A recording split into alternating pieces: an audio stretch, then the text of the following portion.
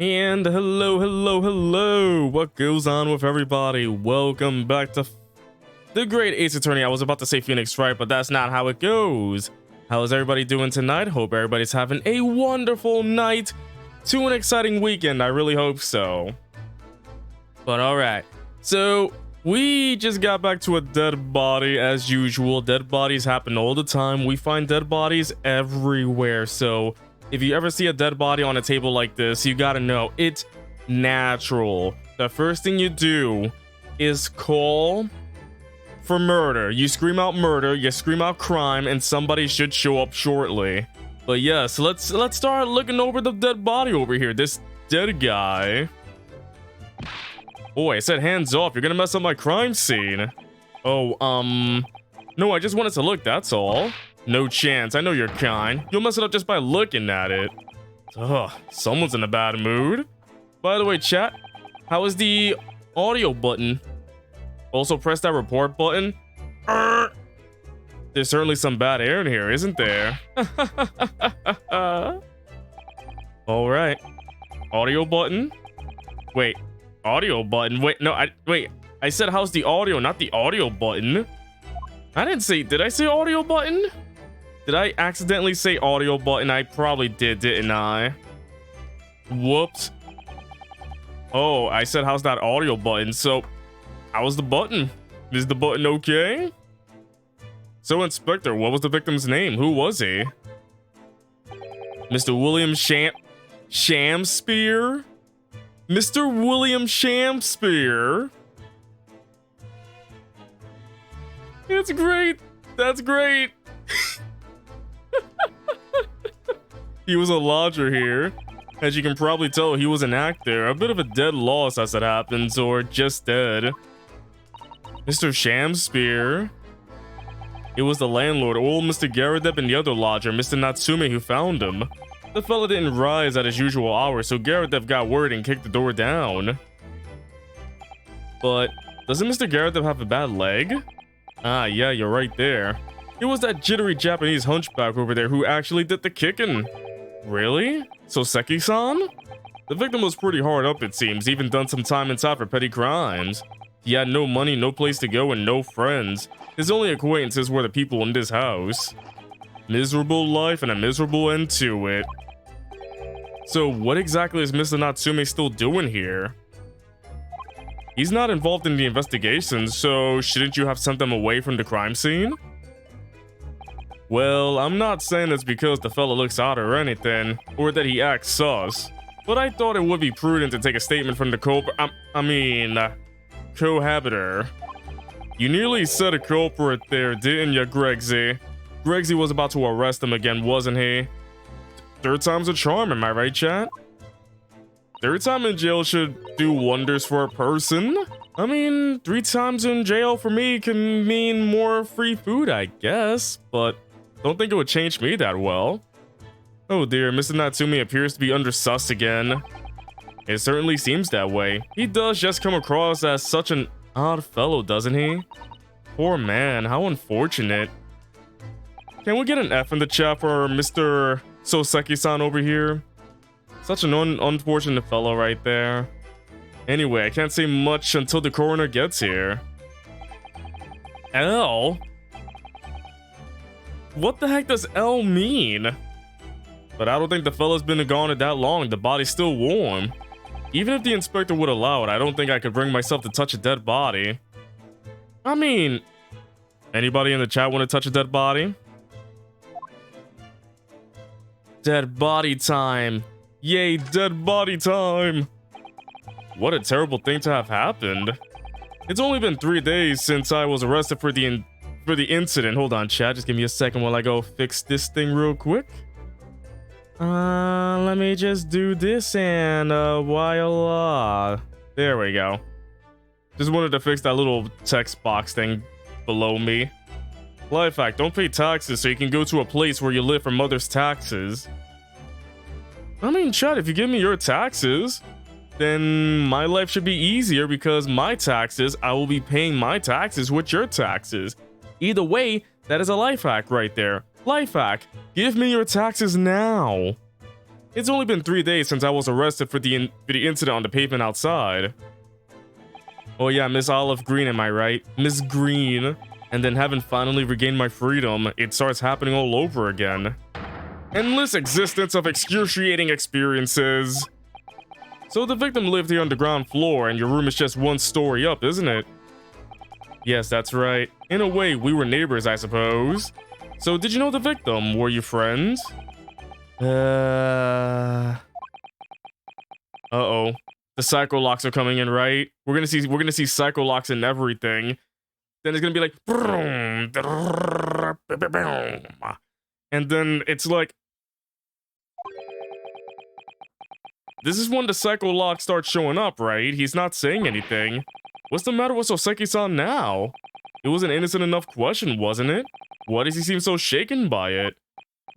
Well, I suppose he wasn't a complete stranger. Did he ever invite me to his room? Never! On my honor, I swear it. What an extreme reaction. You're probably wishing you never asked now, aren't you, Mr. Naruhodo? When we found him here, I felt wretched, which is why I sent word asking you to come. Screw that inspector over there. Hello? I don't know, chat. Something seems very odd right now. I don't know what's going on, but there's like this sudden tall case of drinking water over here. This tall drink of water that's just right by. I don't know. Something seems really off, but I really cannot tell. Alright, chat, we're gonna play something called Dora the Explorer. Where are we supposed to go next? And then the mouse goes over. Could it be this guy here? Oh! Mr. Sholmes, what are you doing? You need only observe to know it, my dear fellow. Investigating naturally. There's nothing natural about that pose. He jumps down. Mr. Sholmes, have you made some miraculous discovery? Patience, my dear madam, patience. We've not been here in this room 5 minutes. So far, all I've managed to deduce is what actually happened. My goodness. But isn't that everything we need to know, Mr. Sholmes? Now that you proposed the idea, I believe one could indeed see it that way. At the present time, I have managed to draw 2 incontrovertible conclusions. The first, that there was a physical struggle here last night in which the victim fought for his life. What's with the close-ups? There's so many extreme close-ups. Can they stop doing that? It's scary. Mr. Natsume, what's wrong? Is something that Mr. Sholmes said significant somehow? No, don't mind me. Forget I was here.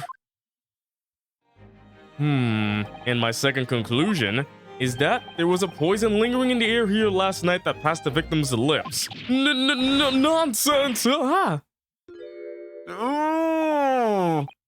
Alright, Miss Natsume, why are you reacting so extremely to Mr. Sholmes' deductions? No, please, pretend I'm not here.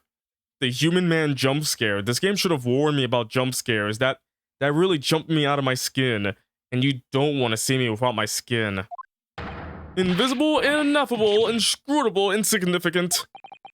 Impossible to ignore. You must tell us everything, Mr. Sholmes. Spare no detail. But of course. Let the theatrical tragedy before us be unraveled by my great deductions presented for your pleasure in 2 acts. We've heard some truly astounding great deductions from Mr. Sholmes in the past. No doubt this will be no exception. What miracles will be unfold before our eyes this time? So, my dear fellows, for your delight and wonder, let the curtain rise for Sherlock Sholmes' Logic and Reasoning Spectacular Act 1. Act 1 of 2. The game is afoot. Topic 1. Cause of death. Oh boy. Careful observation of the victim reveals to us the events that transpired in this disconsolate room that last night. Foam at the mouth of the deceased clearly indicates the use of poison. Is that a bar of soap? Next to the victim, we notice a large dining plate which contains, you will observe, 1/2 of a sizable. It is soap! Who the heck eats soap? Are you that hungry that you're just hungry for soap? Meaningful? Indubitably. Why is this soap set so purposely upon the dish, like the victim's last supper in fact? Yes. Could it be that the man was about to eat it? Of course, the fork reveals the answer. He's looking at us like, is this guy serious? Like...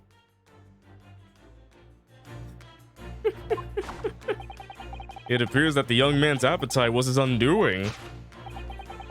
Taking up arms in the form of his cutlery, the victim engaged in a deadly battle for his life. Yet the struggle against his hunger was in vain, for in the end he couldn't resist devouring the slippery feast. But London's foul soap is besmirched by foul poison. Yes, the victim's life was claimed by poison that tainted the contents of the plate. You thought he was eating a full bar of butter? Okay, chat, what's worse, eating a full bar of butter or a full bar of soap? I want to hear your thoughts, chat. Which is better to eat, a full bar of butter or a full bar of soap? And don't say... So, wait, wait, which one is worse? Yeah, that's the question. What is worse, soap or butter? Butter-flavored soap. I go up to the fridge and I'm like, oh yeah, can't wait for that butter-flavored soap to show up anytime. Butter at least tastes good. But what if you get the good-smelling soap? What if you get the soap that smells so good that you can't help but eat it? You can't help butter eat it. The soap and the lather about the young man's mouth are too perfectly matched to ignore. The cause of death was clearly intoxication due to excessive ingestion of foul soap. Though personally, I have a greater interest in the taste of foul candle wax, of course. Okay, it's confirmed. He eats candles. Sherlock Holmes eats candles. He's a candle eater. He eats the candles. Topic 2. Suicide or moide. The cause of death identified. We proceed to Act 2, where we ponder the next question. Mierda. Was this suicide or mierda? The audience will recall that death occurred during the victim's last supper. Did the man dine and die alone? This single teacup suggests the answer. To draw a conclusion on such meager evidence would be foolish, however, certainly. The careful criminal could have absconded with his own cup to cover his tracks. Well, allow me to lift the veil of doubt, my dear fellow. Indeed, what reveals the answer, of course, is the broken lock. Though forced open now, at the time of the incident, this door was locked. And the sole key was in the victim's pocket. In other words, when the victim consumed the poison, he must have been alone. Alone with his inferior soap, from whence wafted an inferior scent. Oh, I'm sorry I couldn't afford the $10 soap. I had to get the 99-cent soap. I'm sorry. My budget was really tight this month. I can only afford cheap soap. It only smells like mint. And with that acrid aroma lingering in the air, the victim met his end in tragic solitude. We can take comfort only in the fact that his soul was well cleansed on its way to the hereafter. I mean, yeah, it's just, alright, cool. Soap was the murderer. Alright, take the bar away. Thus concludes the final act of Sherlock Holmes' great deduction. I gotta say, chat, it's great to see this again. All the camera movement, his crazy animations, it was great to see all that again. It just feels great to be back, of course. By the way, chat, before we continue on, is this angle okay? The angle that I'm on right now, do you like the angle? Or should I be more front-facing? Or side-facing? I don't know, I'm trying to find the right angle to show. I hope I look good. There's just one thing, Mr. Sholmes. You are disposed to identifying just one thing, aren't you, Mr. Naruhodo? Pray, what concerns you? Well, no matter how hungry he was, do you really think the man would have eaten soap? It is quite apparent that this man had barely a penny to his name. Sounds like another man in this series. It is a curious thing, but to one so destitute, soap can suddenly appear quite irresistibly appetizing. How extraordinary.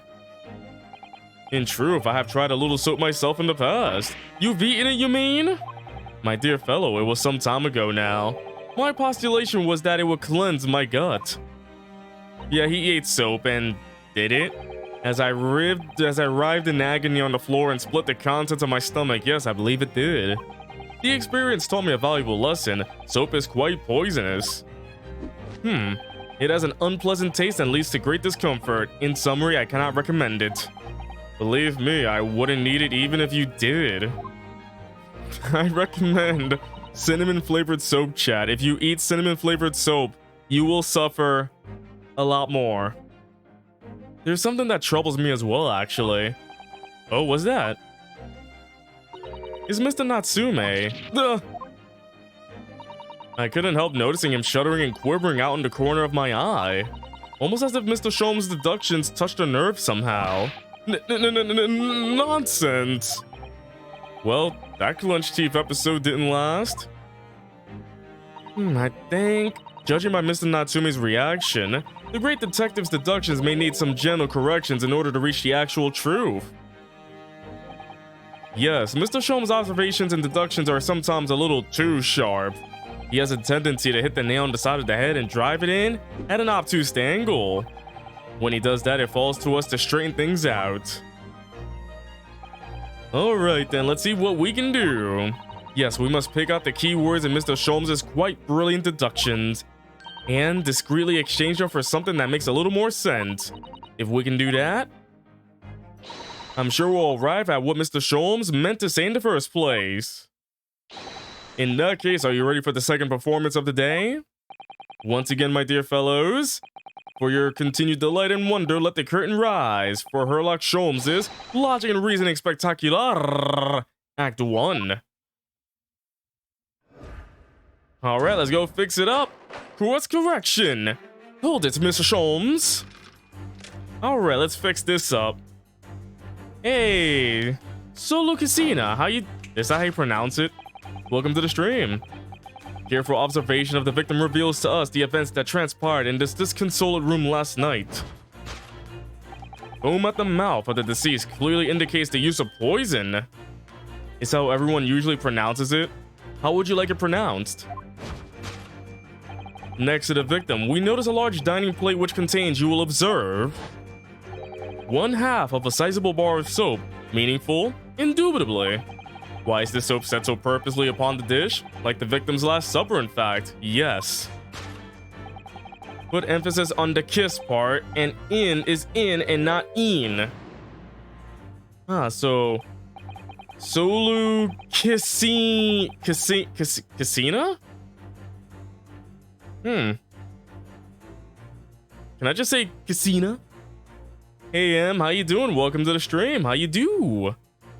Well, you can't deny that a fork implies the man was eating something or about to eat something. Just said not een, but it's like SoloCasino.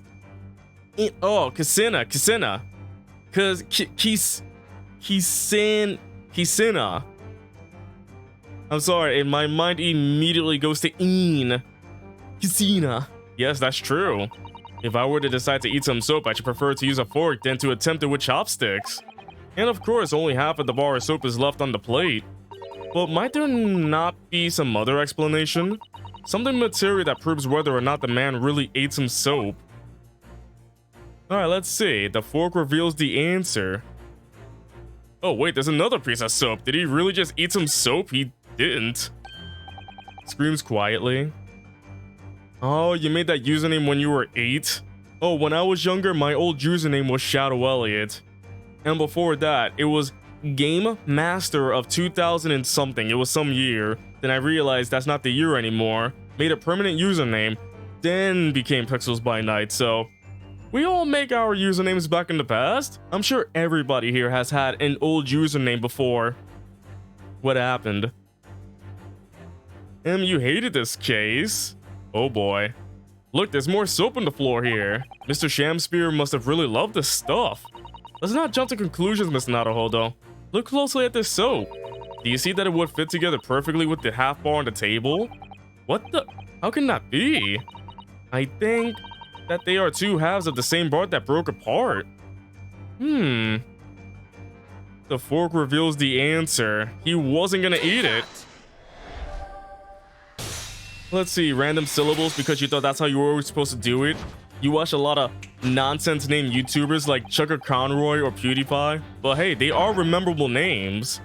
Those names are rememberable though. Like, hey y'all, it's Chucker Conroy here. Oh wait, you know what I just noticed, chat? The alternate costume for Naruhodo. It has a tiny mouse. Is that supposed to be Kazuma? Is that supposed to be Mousy Kazuma right there? I just noticed that on his alternate costume. Could it be that man was about to eat it? Of course, the other piece of soap reveals the answer. Oh yeah, he is playing Splatoon 2 right now. Seems like he's having a good time with it. It being the other half of the soap on the table. In short, that says Iris, a sign for soap. Iris, I choose you are a mouse. What? I don't want to be a mouse. You are mouse. In short, the victim was not eating soap at all. But it's obvious, really, for no depths of hunger could drive any man to attempt to eat soap. Are you serious? Look at that. Are you sure that I believe that has to be Kazuma? Look at that smiling mouse right there. I love it though. Alright, so I guess we're going to assign animal personas to these characters here. Oh boy. That is adorable. I just noticed that. That's so cute. It's just standing there like this the whole time. Even I, with my unquenchable thirst for practical knowledge, took only a single bite. But yeah, Kasena, what brings you to the stream tonight? Don't think I've seen you for a while. But that begs the question of how the man was poisoned, because there's no sign of any food on the table. An excellent observation, Mr. Naruhodo, and one that furnishes us with the answer we seek. For London's foul soap is besmirched by foul poison. Yes, the victim's life was claimed by poison that tainted the contents of the plate. Mr. Sholmes is still pushing the soap argument then. Doubt you remember? No, your name rang a bell. Plus, if you were new, the stream would actually say new person, so it's like if it didn't say that, then you popped in a long time ago. But, good to have you back. Perhaps he's suggesting the man licked the soap rather than ate it. If soap in London is that poisonous, I don't think I want to be washing my hands with it. But there were no signs of any food in this room at all. Of course, food isn't the only thing that passes people's lips, is it? Let's see. The contents of the plate. It could be the teacup over here. I love that there's just a bar of soap. There's literally just a bar of soap on a plate. Would anybody eat that though? Oh, I forgot to fix the dog. Hold on, I gotta fix that. Ah, dang it, it broke again. It broke again. Ah, flip, I gotta fix that real quick. Every single time it breaks. Now I'm like above the board. I'm not supposed to be above the board. No, it's okay. It's like sooner or later I was gonna find out. Sooner or later. There we go. Just have to put myself gently down. It's gonna be an easy fix, so let me do that real quick. Ah!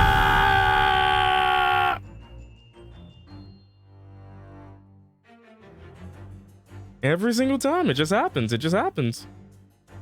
So get current. Get current, so when it fixes back, and I will make myself shrink. So let's play that. Gonna make myself a little lower. Hold on, chat. I'm fixing this right now. We're fixing this live. Put the number. Ah! Dang it! I can't fix myself. I'm trying to fix myself. Everybody's having fun blowing me up. What the heck, chat? Can you stop blowing me up for 1 second so I can fix myself? I get it that everybody's having fun with this stuff, but come on. There we go. Just trying to see if it fits, to see if it works. There we go. It's all fixed now. Now just to fix one more thing real quick. I'm gonna fix the dog. So there he is. Don't worry, he's just bonking away, so flip that around. And then I'm gonna move him over. There we go. He's moving slowly, chat. He's coming for me. Stop. Stop. Stop. Stop. Stop. Stop. Stop. Stop. Stop. Stop. He's really taking his time, isn't he? He's just slowly moving over here, though.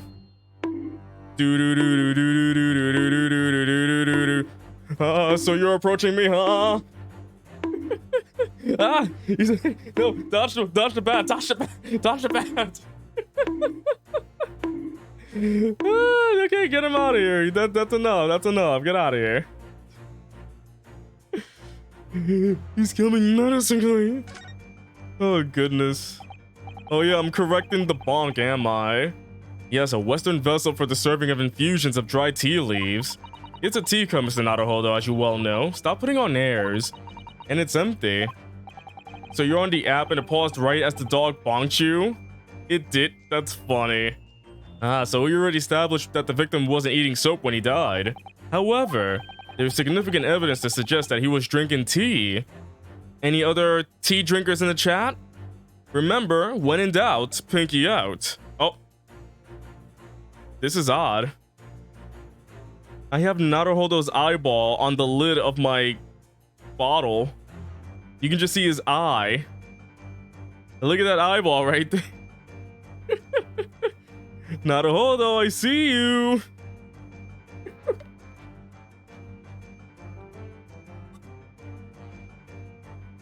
Eye bottle. Oh goodness. My thoughts exactly. Have I seen the new Snapple flavors? Wait, there are new Snapple flavors? I didn't know there were Snapple flavors. What new flavors are there? Yes, the victim's life was claimed by poison that tainted the teacup. Indeed, cups have been the vessel of choice for practicing poisoners over the centuries. And it would appear that this victim drank every last drop. There's no sign of food anywhere in the room. Did he just pop out like, well, yeah? Which leads us to the immutable conclusion. They have an element collection right now where it's like fire, water, air, and earth. The cause of death was clearly intoxication due to the ingestion of poison contained in this teacup. There we go, topic 1 is done. Poison in the tea. I mean, when you're hungry and you can't afford food, just eat the tea bag, right? But everything changed when the fire Snapple attacked. So here's the thing, chat. I haven't drank Snapple in forever, though. It's been a long time since I drank Snapple. I don't know why. It feels like I just found another drink of some kind. The cause of death identified. We proceed to Act 2, where we ponder the next question. Was this suicide or mierda? The audience will recall that death occurred during the victim's last supper. Only the Snavitar, master of all 4 Snapples, could stop them, but when the world needed it most, it vanished. Fire is dragon fruit, water is agave, air is prickly pear, and peach tea, I don't know what earth is. So Sakina, you never had Snapple. It's like a mythical drink only told of in legends. Honey sweet tea, huh? I was not aware that Snapple had new flavors. I'm really waiting for Mountain Dew Baja Blast myself. I'm just waiting for that flavor to come out so I can have like 10 boxes of them in the closet and just never ever run out. But yeah, I've just mostly been drinking on water basically. Did the man dine and die alone? This single teacup suggests the answer. The Western vessel for infused hot drinks again. It's already featured heavily in our deduction so far. Yes, we can imagine that shortly before his death, Mr. Shamsphere was having a drink of tea. Baja Blast Snapple? Blazing Ice, I would appreciate if you never said that again. Alcoholic Mountain Dew. Oh yeah, that thing is coming out. I think it's already out. But not everywhere, I think. Not everywhere. There would be nothing remarkable about that, but what troubles me is Mr. Natsume's reaction when he heard Mr. Shom suggest it. There's more to this induction than it seems. We must closely examine the scene of the crime again for more clues. Earth Snapple is just a random flavor with dirt in it? Wait, Pixel Dog, you're not mentioning, you're saying that it's Dirt Block flavor. It's Minecraft. They're actually collaborating with Minecraft. Oh wait, there's another teacup over here. It's another Western vessel for. It's a teacup. Wait, is that the new stepladder joke, chat? Oh yes, it's a Western vessel teacup. Western vessel teacup. It's the friggin' stepladder ladder joke all over again, but with a teacup. And it too is empty. Given that he's actually holding this one in his hand, we can assume that this is the cup from which Mr. Shamspear was actually drinking. But if that's the case, this changes everything. Everything we deduced up to now is turned on its head. I have a bad feeling about this. I almost don't want to say it. Yes, I know exactly how you feel. This isn't really the ladder versus stepladder of the game. There's something else. Okay. Let's see. Oh, can I not examine his face? The single teacup. He didn't dine and die alone. Well, he died alone, but he didn't dine alone. Oh yeah, Snapple does have those, like, they have those, like, correct tidbits on the lids that they do. Those Snapple facts, I mean, they're Snapple facts. Did the man dine and die alone? This other teacup suggests the answer. Yes, there were two teacups in this room all along. In other words, this is a strong indication that at the victim's last supper, there was hold on.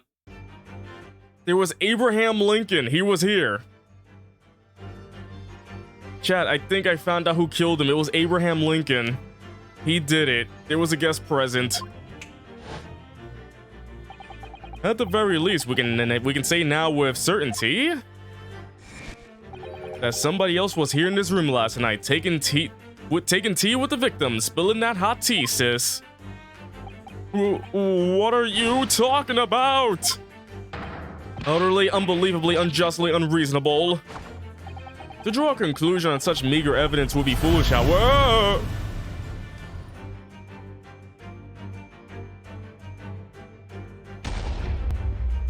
All right, chat, relax yourselves. Yeah, you're really having fun with this, aren't you? Also, I messed some stuff up, didn't I? Dang it, everything's breaking. Why is everything breaking right now? What the heck? Everything is literally broken. I just fixed it right now, but literally everything's breaking right now. My goodness, you love that stuff right there. You just love the effects, chat. What if I turned them off? Would you be fine if I turned them off? To draw a conclusion on such meager evidence would be foolish, however, certainly. In which case, what more can we deduce about this possible guest at the table? Well, allow me to lift the veil of doubt, my dear fellow. Do you mean to say you know who exactly was in this room at the time of the victim's death? Hey, Firebrand, welcome to the stream. Indeed, what reveals the answer, of course, is the broken lock. I'm not sure I like where this deduction is going now. I'm afraid it's too late to go back to the halcyon days of eating too much soap. But the identity of the guest who was in here last night when the victim passed away is something I have a very bad feeling about. Well, you can try to ignore your feelings, but we cannot ignore the truth, Mr. Naruhodo. No, I suppose not. Time to look around again. Alright. What gave the identity away? But yeah, somebody really punched that door in, didn't they? What the heck? Oh dear, the latch is most definitely broken, isn't it? The door was kicked in by Mrs. Natsume, according to what Mr. Garadev told the inspector. Who knew his short, thin little legs had so much strength in them? I'm not sure that the length of his legs is in any way significant here. Perhaps this says more about the poor state of the door than about Mr. Natsume's strength, actually. Careful. If you overheard that remark, you almost certainly have a lively response. I don't know, can this broken lock really tell us anything about who was here? Can't be about the broken lock. Is it the candle? Even Mr. Shamspear didn't eat candles, it seems. We've already established that he didn't eat soap either. Do you think perhaps the guest brought this candle here last night? Even if he or she did, does it reveal anything about the guest's identity? Good point. There goes my idea, snuffed out like that candle will be. If you sigh so deeply, Mr. Naruhodo, you're in danger of blowing out the flame, the only light source of this room. If you blow that out, everything will be dark. Empty bottle? It's empty.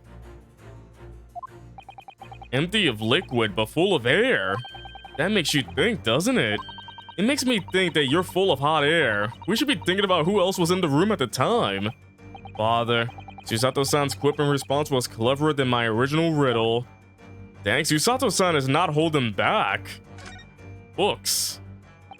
At first glance, it seems that the only things in this room are the makeshift stage and the costumes. I overlooked at these 3 books initially. I wonder what they are. Let's see, the titles read The Picture of Monsieur Lecoq, Canterbury Yearnings, and A Meal for Gabarao. Wait, I'm sure I've heard those titles before. Aren't those... It could just be an incredible coincidence, but they're the exact same 3 books that Mr. Natsume purchased the other day. What? Yes, on the day of the unfortunate incident when Miss Green was stabbed. Soseki-san had just been to a bookshop and bought them, that's right. And now those 3 titles are here in the room of the victim. Yeah, Mr. Natsume claims never had to been here before. What does this mean, do you think? I really don't know what to make of it. Pile of familiar books. Oh, that's not gonna help out. It's a pile of familiar books. Oh boy.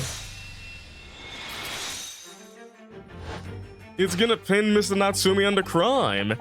Indeed, what reveals the answer, of course, is the pile of familiar books. Quite so, it's no mere coincidence that these 3 titles are here in this room. It's the link to the truth. By the way, chat, I love Naruhodo's suit. Like, he looks fashionable with that. Especially with Kazuma-sama on him. Mr. Natsume, you purchased 3 books 4 days ago at a secondhand bookshop. That's just coincidence. In that case, you will be able to bring the same 3 titles from your own room, will you not? This very moment. No, never, non-negotiable. If you can't bring your own copies here, it proves that these 3 books are in fact yours.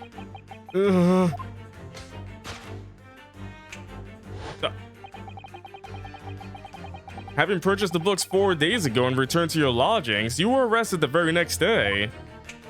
What's poppin'? I don't know. I haven't popped yet, but what's going on with you, Greg?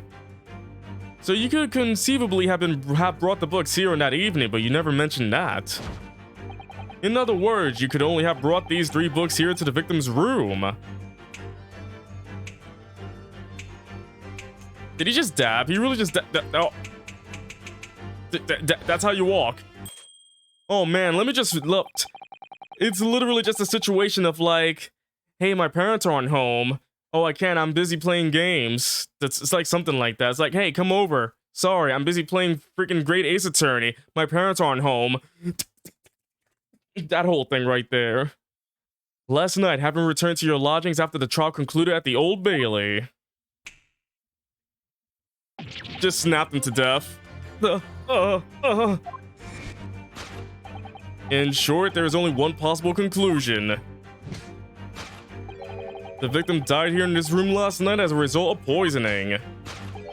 And that same night, the victim had a visitor. And that visitor...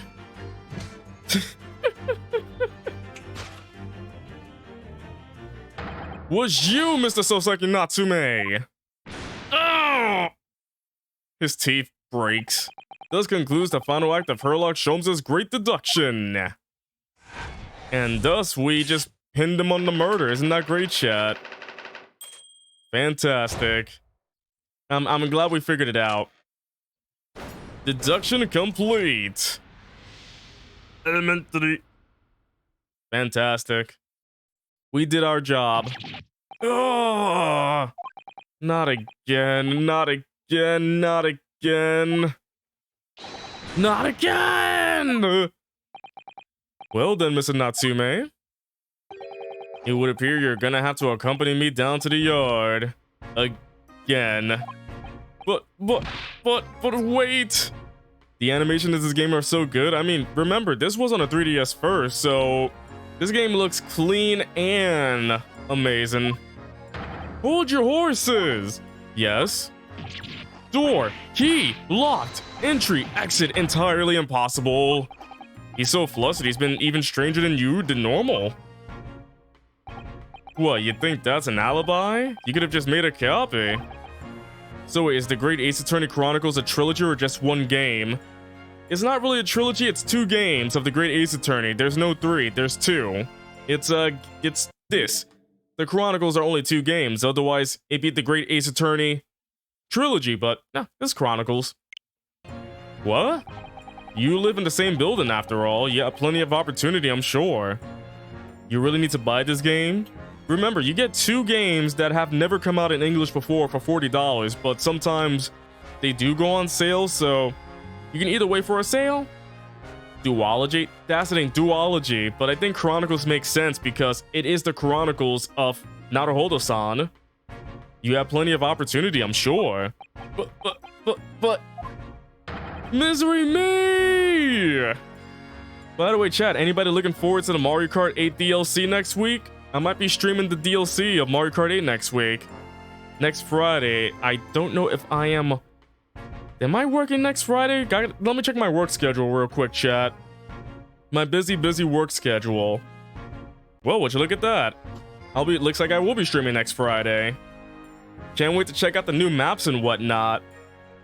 If we get Coconut Mall tomorrow, chat.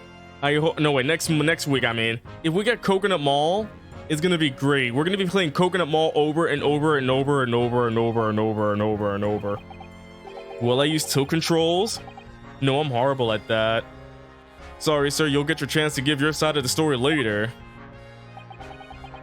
The facts speak for themselves, Mr. Mustache. You think they confirmed Coconut Mall was in Wave 1? So wait, chat, do you think that Coconut Mall is going to be the new Baby Park where everybody is going to choose Coconut Mall? Either that and or Baby Park? Oh boy, everybody chose Baby Park and Coconut Mall. What are we doing? You horrible Herlock Sholmes! He really has found himself in our trouble now, hasn't he? Come on now, no dilly-dallying. Outside, there's a carriage waiting. You got a Samus who when you scanned your Samus amiibo? Amiibo!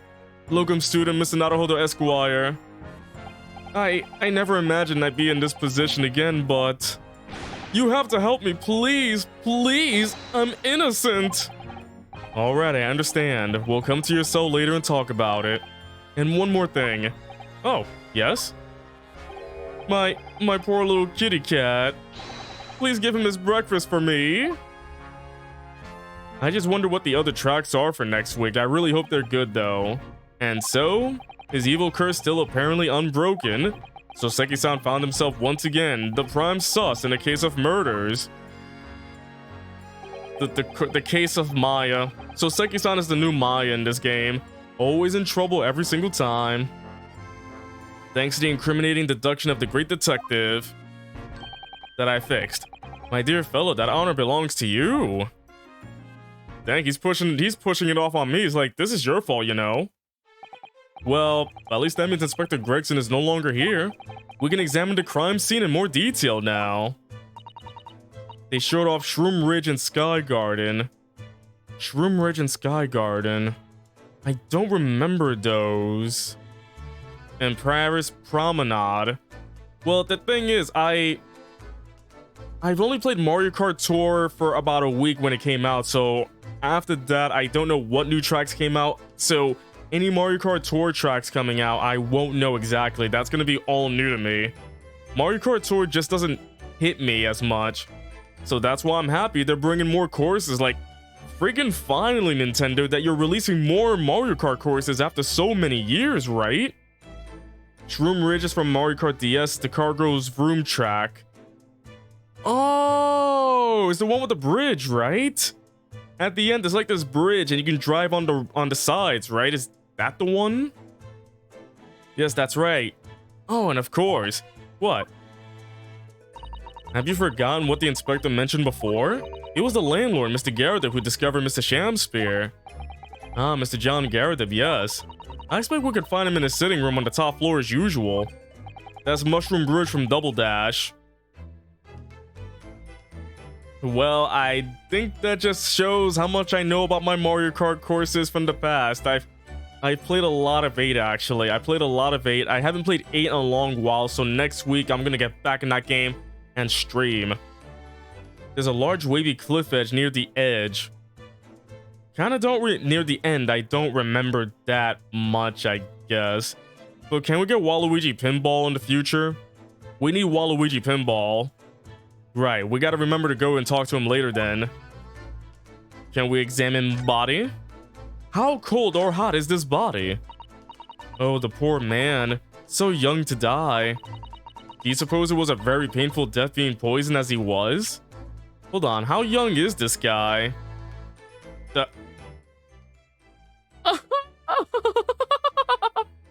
He's 31 years old. Olive Green is 20? I wouldn't think she was 20. Sherlock Sholmes is 34.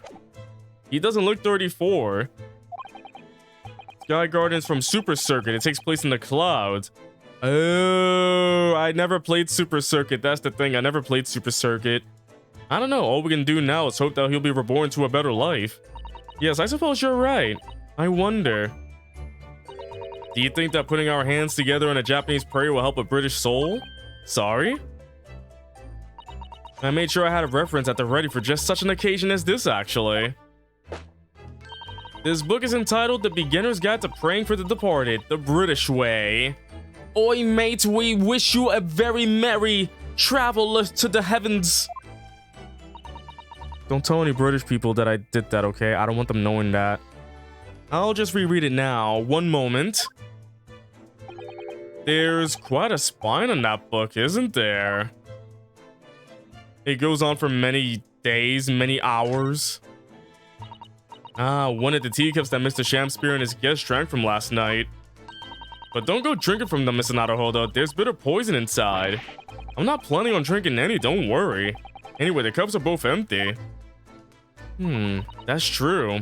So, one was Mr. Shamspear's, and the other must be the cup that Mr. Natsume was drinking from. But Soseki-san wasn't poisoned, of course. Perhaps we should take these so we can examine them in more detail later. Cool, I'll just take these and put them in my pocket. There we go. I gotta make sure not to drink the one that has poison, of course, because that's disgusting. And here we have another disproportionately large machine. This looks like a meter of some kind. Ah, this is a gas meter, I think. It seems that in this district, residents pay for gas as they use it with coins. Ah, I see. Yes, now you pointed it out. I can see that there's a slot just here that looks like it would take a coin. So you mean if you put a coin in here? That's right, that would buy you about 2 hours of gas for lights and heating. So if you were a poor person with no money, you have to sleep in the freezing cold? Yes, or if you were a scatterbrain with no change because you forgot to exchange your money at the bank. Thank goodness there's no meter in our office. Imagine paying with coins. His mustache must have soaked up all the poison. Oh, imagine. Oh no, like, what if you have to like squeeze your mustache out? You gotta wring it out. Like, shh. This is some sort of makeshift stage, I think, isn't it? Where does the audience sit though for the nightly Shakespeare performances? Actors aspiring to the great stage must practice their art, Mr. Naruhodo, with or without an audience. In fact, on a related note, perhaps you should set up a mock bench for the defense in your office. What? Then you can practice your art every single day. I'll think about it. If you promise to don a beard and play the role of the judge. Do it, do it, do it. Well, if that would help you achieve your goal. Now I just need to see art of Susato as cosplaying as the judge. We need to see that. This I have to see. Yep, we really have to see that right there. Look at these extravagant bright costumes. Somehow they look out of place in this room with its grim shady going on. This one looks like a king's attire. A king? I've always dreamt of being a king. Oh, I think you'd be more suited to a feudal lord, a daimyo or such like. With a chonmage top knot? Every Japanese man wishes he had a chonmage. Oh, you look wonderful with one, and you already have the sword. Can you imagine what would happen if I walked around the streets of London with a chonmage and a sword? A little top knot and whatnot?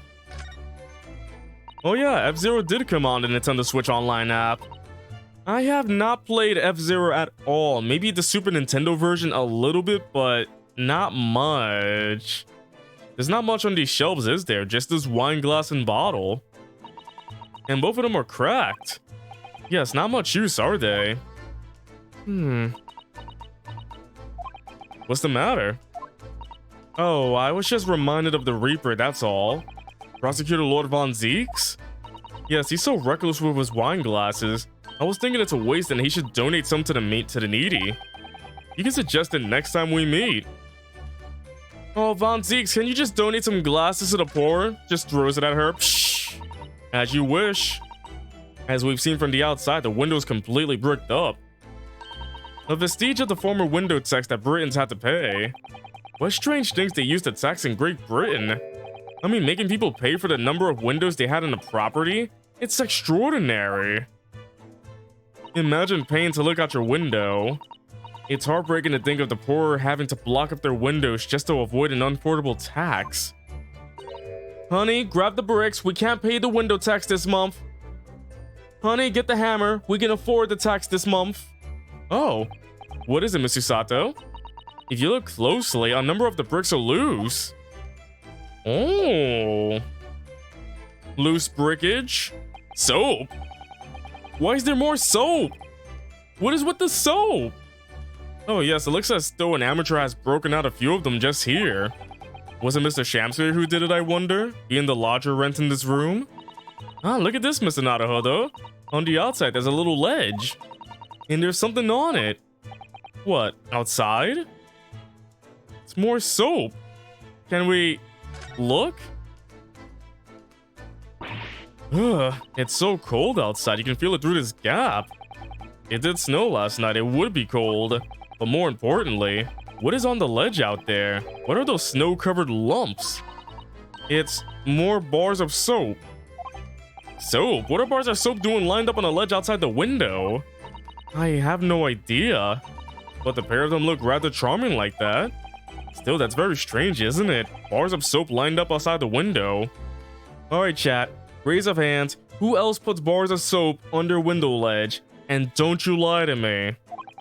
I think perhaps we should take one. There are two after all. Oh dear, I suppose we could. Oh, what's this? Look here at this soap. Ugh. Do you see in the middle there? There's a patch that's a different color. It's sort of transparent, but some sort of fancy design, I suppose. Only in Great Britain. It looks like the Hinomaru flag of Japan, doesn't it? How wonderful. It's probably a very expensive brand. Expensive? Then what's it doing in this ramshackle old room? Full of poor people. Struggles to keep my hand. No, stop. I think that's pretty much everything we could examine. Oh wait, the lamp. It's a quick way to get clean when it rains. Oh yes, I'm gonna stand out on the ledge. Just gonna be like, I'm gonna hold my hand out, get the water, be like this, and soap myself. Put my hand outside and let it get wet. Just get the water out there, be like, there we go. I don't have to pay for the water at all. I just grab rainwater. This is a gas wall light, isn't it? It must be connected to a gas pipe in the wall.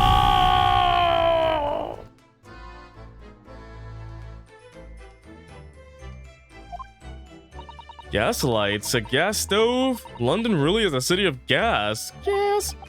But now that I think about it, Mr. and Mrs. Garadeb had an open fire on the top floor, didn't they? Oh yes, you're right. I don't recall seeing a gas stove up there. Well, I much prefer a real fire.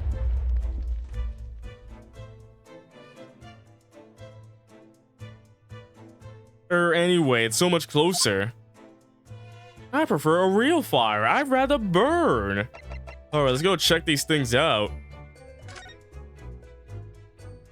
This is the teacup from which Master Natsume was drinking. Yes, unlike the other one, the inside of the cup is completely clean. I suppose he must have drunk the contents before the tea had a chance to leave a mark. I always gulp it down too. Sorry, Mr. Naruhodo?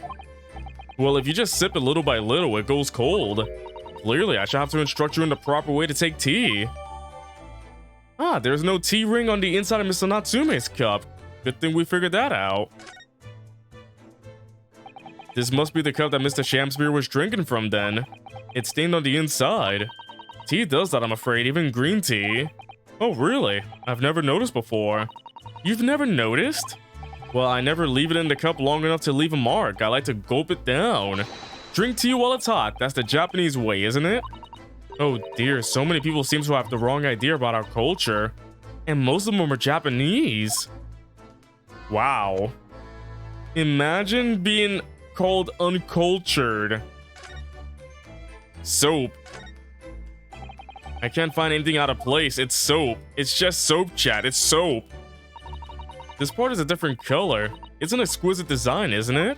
Trust the British to turn a boring bar of soap into something special. I quite like it. It reminds me of the Hinomaru design of the Japanese flag. I expect this is rather expensive soap.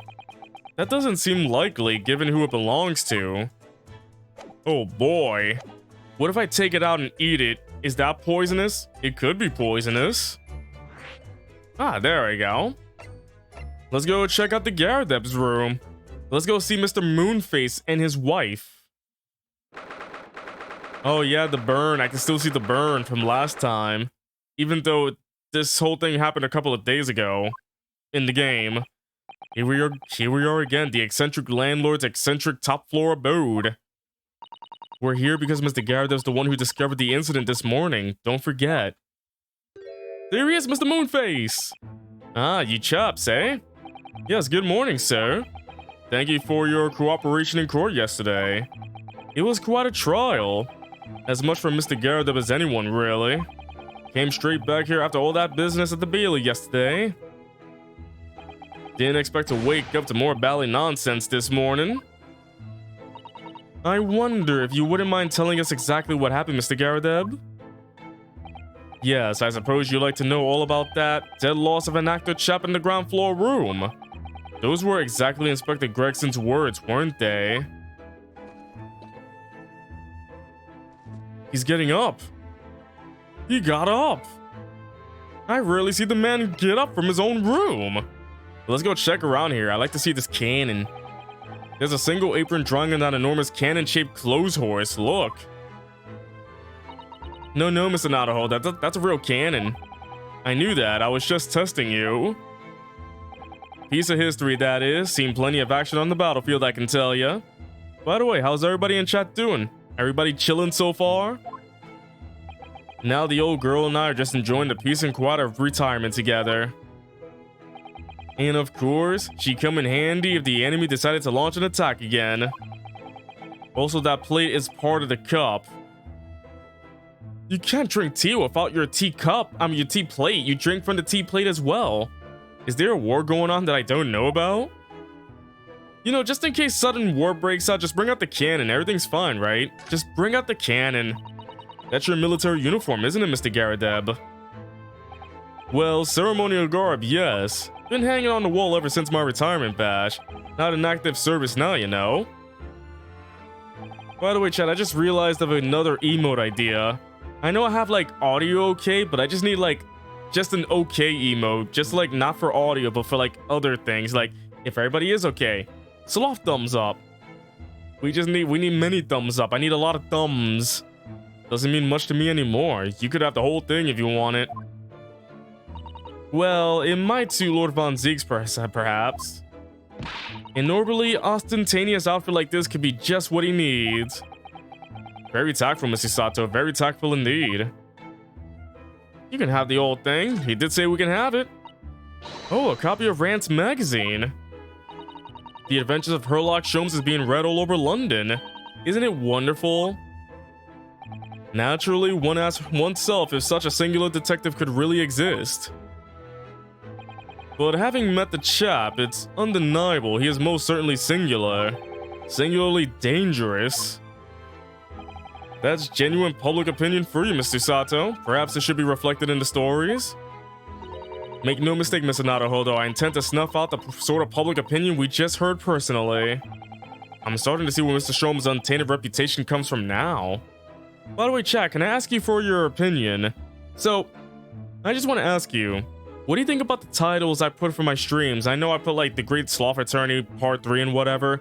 Like, do you think that's good, or do you think my stream title should be more different? Because titling streams are very difficult though. It's just, I really don't know how to title streams. I can title my YouTube videos because that's how they work, but titling streams is a whole different story. So if any of you have any opinions on what you think about my stream titles, do let me know. Any help would be appreciated though. Mr. Garadep's wife having a tantrum? That happened in the last game. There's no way it could happen again. Good to see Mr. Garadep's Medal of Honor still proudly displayed on the wall. The inscription reads for distinguished participation, if you remember. Maybe add a bit more uniqueness. That's the thing, CV. What is uniqueness? I don't know how to make things more unique. I tried. I really tried. I can't think of any. For some reason, my brain goes... It's just that I spent most of my mental capacity is used for YouTube titles. Twitch titles, on the other hand, it's not as easy as YouTube titles. I can't just make a simple thing because I just did the thing. Funny title relating to the stream. Alright, CV. Give me a funny title for the stream then. Give me funny title. Chat, give me funny title for streams. Give me ideas. And if anybody has a good idea, you will get my mental love and support. There we go. Yes, I remember, because I remember thinking even I might stand a chance at picking up honors like that. Wouldn't know it to look at me now, perhaps, but I have my devil may care days, you know? Devil may care, devil may cry? What did you get up to? Well, all in the past now, of course, and best left there. Best not, I want to know now.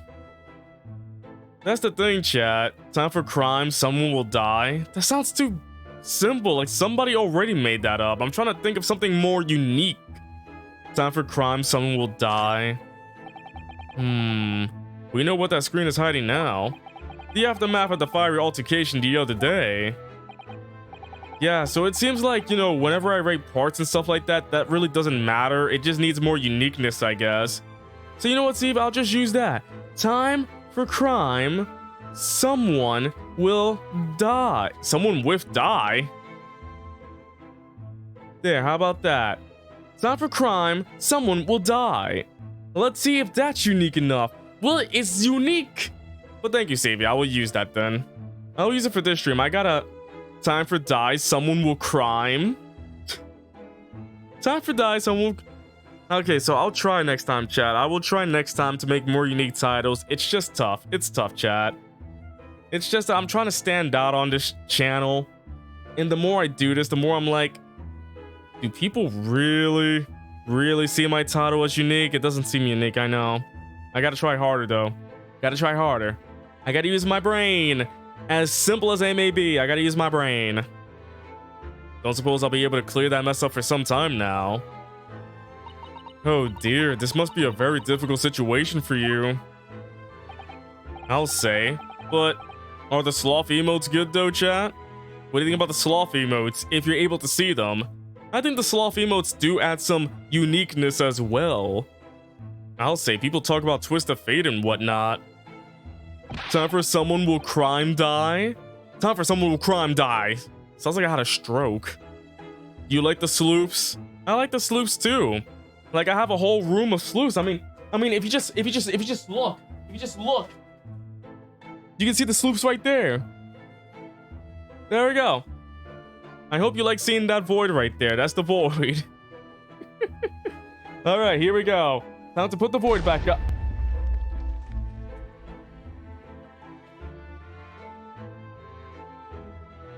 Ow. That hurt. But this is a twist and a half, a rotten show. Oh!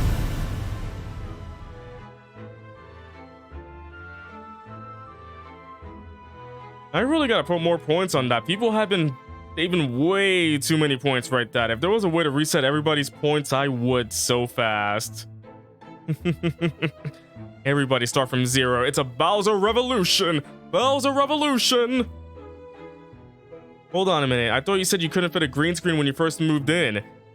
See, the thing is, it can fit. I can barely move from this spot. Like, if I go all the way back, I'll hit the screen. So it's like, I can only move so much right now. It fits, but barely. It's like really, it's like in between my chair and my bed. That's how close it is. Like literally, it's right here. It's right there. It fits and it sits right there. He's clearly struggling with everything that's happened. Let's look around here. Oh yeah, the ruined cake tower. That's an impressive collection of cakes on that fancy silver cake stand there. I feel sure that it was full of cakes when we first investigated in here as well. Yes, quite right. Haven't touched it since. Haven't done much at all really since it all happened. Time's rather stood still for me, you know? Oh, time has stood still? Now that's an interesting phrase. I might be able to use that excuse when I'm next supposed to be tidying the office. You could just tidy up, Mr. Nadaho, though. Dang, she's saying I'm not clean? I guess. These shelves look like they've been completely torn apart by a wild beast. Reminds me of the Battle of Maiwan, don't you know? The experiences of a seasoned veteran. Enemy had us surrounded on all sides. We really thought we were done for, the whole Bally company. We were taking a real pounding from their cannon, so all we could do was run for our lives. Oh, I thought that story was going in a different direction, actually. Well, the whole experience taught me one thing, I can tell ya. When you're done for, you're really done for. That's not what a lawyer who often finds himself under fire wants to hear. That's right, negativity's the answer. There's a good view over the wintry East End from up here. It's an oppressively gray scene. There's really nothing comparable in Japan. And down below, Briar Road, partly blanketed in snow. And the pavement where poor Miss Green was struck in the back by that knife. Thinking about it, this is the only room in this building that actually has a window to the outside world. Sometimes Great Britain really does seem like a strange land, doesn't it? I suppose all foreign culture seems strange at first. Imagine how an Englishman would feel on arriving in Japan and seeing people with a Chanmage top knot. Well, that's a good point. Hold on, I'm just gonna blast the air up a bit more. There we go. I hope that the mic does not get that. I hope the mic does not pick up my fan. I got a fan running. Because as cozy as my room is, it does get pretty hot. Alright. Let's go talk with Mr. Garadeb. It must have been a real shock for you this morning. I hear that you discovered what had happened. Well, that hopeless actor chap rises at 5 o'clock sharp every morning without fail. But at 5:30 this morning, he still hadn't lit the gas. Maybe because he was broke? So I went down and knocked on his door, but no bally answer. He didn't pay anything. And that's when you broke into his room by kicking down the door? Well, I called on that rum-looking Japanese chap to do the grunt work, of course. Wasn't it a little premature to kick the door down? The man could have just overslept by half an hour.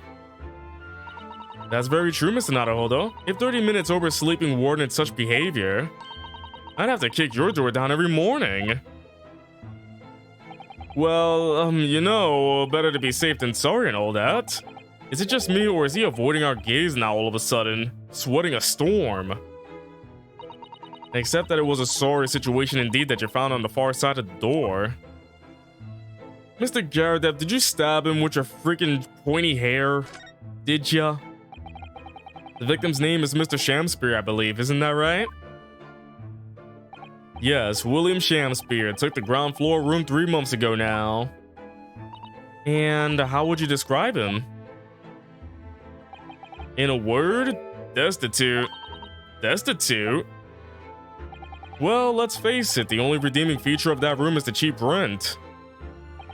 Anyone wanting to live in a place like that is either broke or has a bally screw loose. So hard to choose which category Soseki-san will fall into. Mr. Naruhodo, that's a little rude. He was doing research as well. Research? Into what? Shakespeare, of course, Shakespeare. Read a few plays of the old bard myself, you know. Romeo and Hamlet and all that.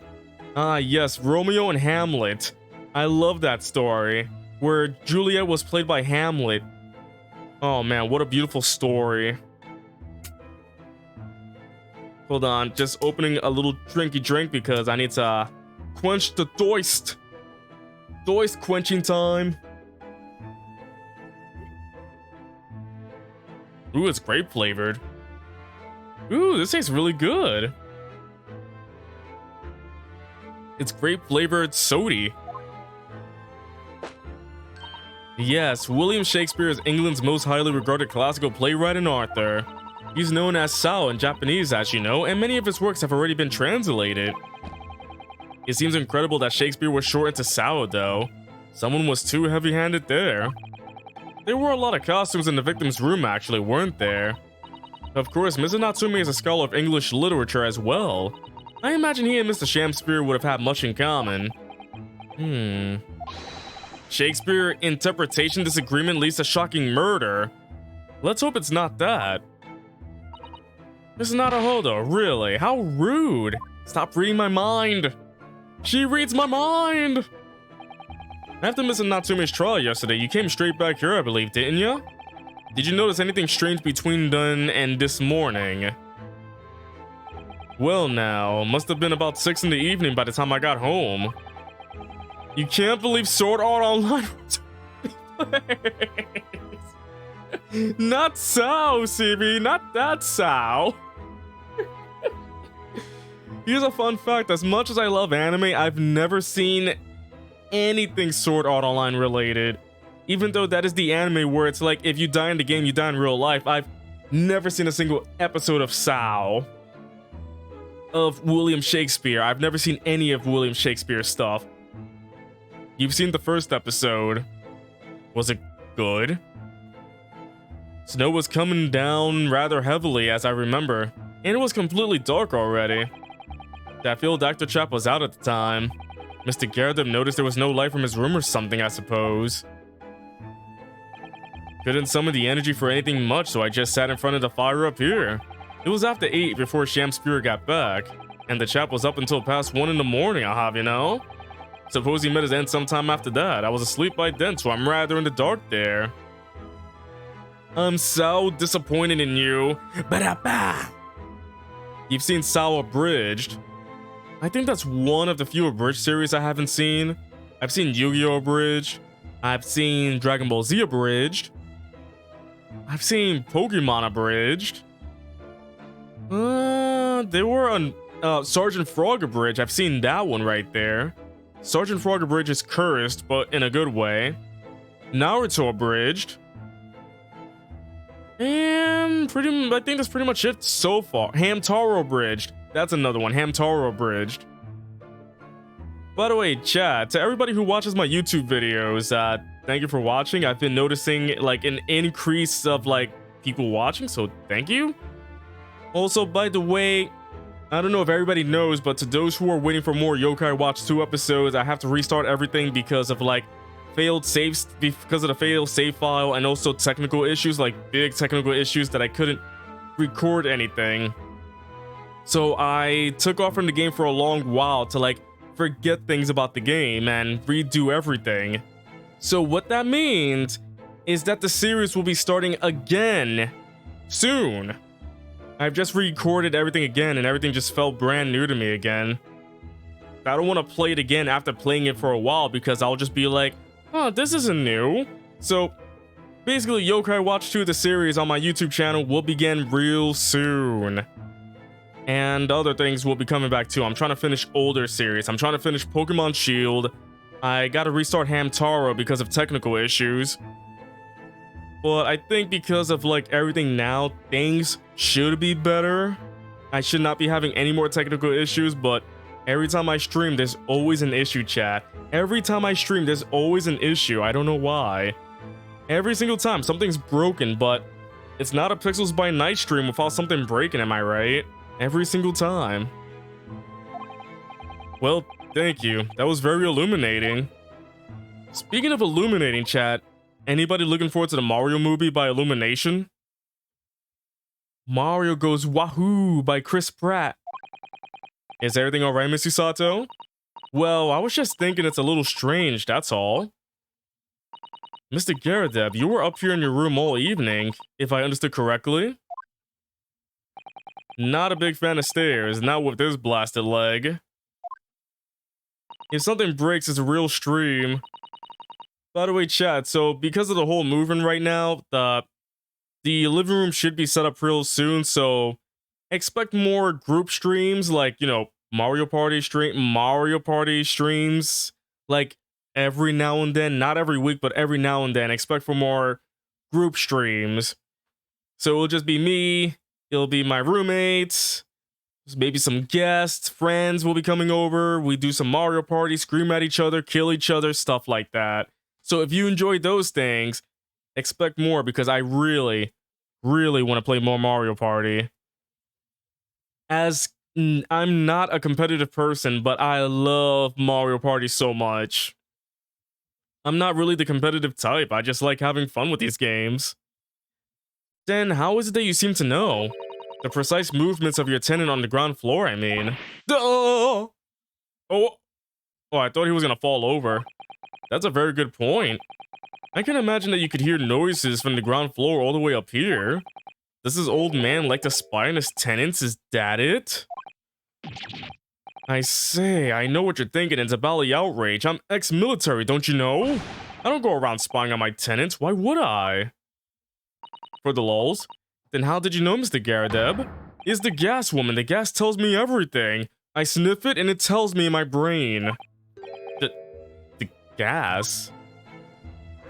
Everything else was an IRL action. I hope that doesn't mean anything for killing each other.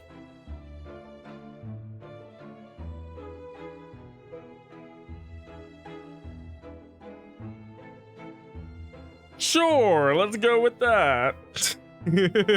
Let's go with that. Speaking gas? What on earth do you mean, sir? How can the gas tell you anything, let alone everything? Well, as you're probably aware, the gas is supplied to the building by pipes. Yes, I more or less worked that out. Every room in the building is connected by a single pipe to the gas main outside, and the gas company supplies gas to properties via the main. What do you think the guests are for? Murder fodder! Yes, I understand that too. Also, chat, to those who are waiting for the next You Laugh, You Lose video, I think because of everything I got set up, I should be recording another video about that soon. To everybody posting videos in the Discord, thank you for doing that. There are so many videos that people are posting every day. You really are trying to get me an endless amount of videos. There'll be more coming soon, chat. More You Laugh, You Lose challenges. I know how much you want to make me laugh. Haha. There, you got me laughing. You got me laughing, chat. You got the whole stream laughing. Let me see if I can explain. Let's say I was to light the gas lamps up here. What do you think would happen? Well, obviously, the room would get brighter. Exactly, but at the same time, the lights in all the other rooms of the house would dim for a moment. What? They dim? Why? Perhaps it's because when you light a gas lamp, it briefly uses more gas than usual, and that reduces the amount of gas in the pipes for the other lamps that are connected to it? That might explain why the other lamps dim momentarily, mightn't it? Yes, of course, because everything's connected to a single supply pipe. Is that supposed to happen, though? It sounds rather undesirable. Jolly good point. Fact is, the gas company's pipes in these parts are pretty hopeless, long worn out, and barely got any gas in them to start with. Opposite's also true, of course. Extinguish the lamps up here and they glow brighter in the rest of the house. Alright, I see. So by watching the flickering of the lamps in one room, you can determine what's happening elsewhere. You've got it. Oh, of course, because when people come back home in the evening and before they go to sleep at night, what they're guaranteed to do is either light or put out their lamps and fires. Clever. In point of fact, the room on the ground floor and the one above it uses slightly different amounts of gas. By watching the lights in here closely, I can work out almost exactly what's going on in the whole house. Gosh, that's fascinating, Mr. Garrett. That's absolutely fascinating. Oh well, nothing to it really. And I can't really see that it's going to help us with the case either. What I'd like to know is why Mr. Garrett is so interested in what his tenants are up to in the first place. I feel like there's more to it than idle curiosity. He's spying for some reason. He's just a big old spy. Let's see. We can go to Briar Road or the prison. Let's go check out Briar Road. Where is the road of Briar? Chat, do you see this over here? Who wants to slide down that? It looks so slippery. You can go whoosh.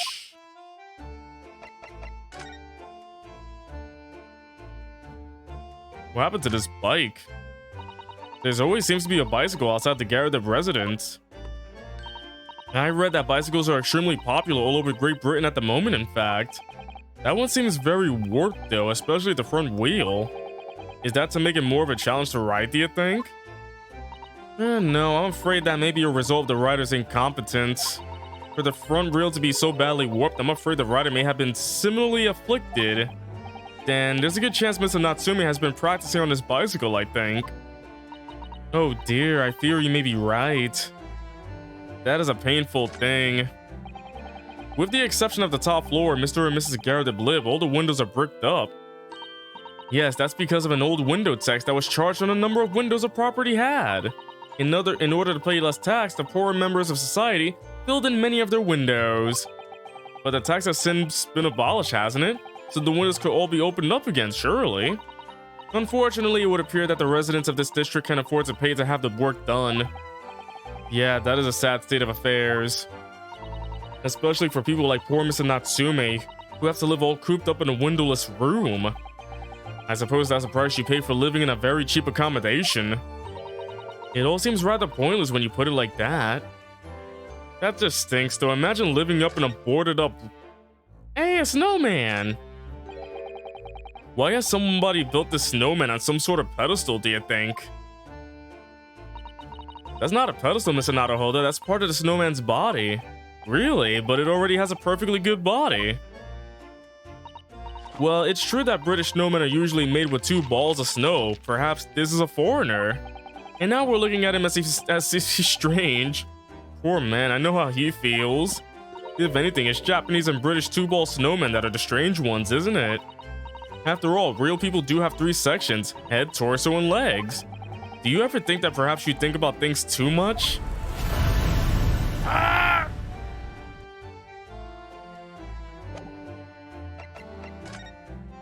I take it, I just got blasted away again. People just love blasting me away. Isn't that fun about it?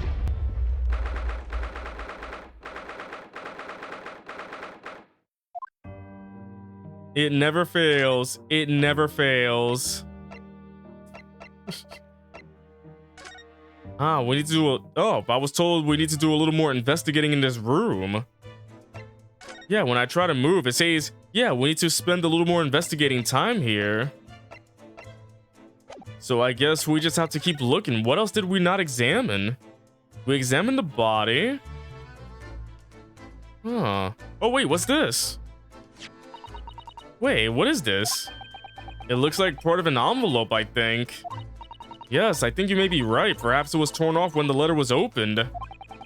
Hey, Mr. Popo, how you doing? Welcome to the stream. How do you do? Is that significant? Well, it's a little out of place, perhaps, when you look around the room. Also, the food would do. Thank you for blowing me up, but how you do too? Don't think you can hide from me. I'm doing alright myself. Just trying to get you, trying to find like the right schedule to stream, because I'm only streaming twice this week, but I gotta tell everybody that this is probably the only day I can stream this week. I won't be able to stream Sunday because I gotta do more work that day, so I'm hoping that I'll stream more next week, but other than that, everything's all good. Doing my job, doing my YouTube and Twitch stuff, separate stuff, so gotta work a job while doing all this stuff, so I'm pretty dang busy, but all good though. Hope everything's on. Hope you're being productive on your end as well. There's no sign of a letter or the rest of the envelope, in fact, is there? Ah, she's right. And yet here we have the torn off end of an envelope. It just strikes me as unusual. I agree, we better take this just in case. Alright, so it's just a torn off piece of paper, basically. I think we found everything. We were just missing one thing and that was it right there. Looks like you're having a good snoop around, eh? Snooping as usual, I see. Pretty proactive for a sloth. Well, you know, I gotta put on the human suit afterwards to do stuff. If I keep the sloth suit all the time, it's like a power-up. It's like a Mario power-up. Literally, gotta take out the sloth suit and I can't be sloth anymore. If I sloth around, I'll get fired and I don't want to get fired. I gotta pay my rent, my bills, and everything else, you know? Inspector Gregson, back so soon? After I threw that little Japanese fella in the clink, I went and reported this to the investigation division. In 5 minutes time, this place will be cordoned off by the yard. Oh, I see.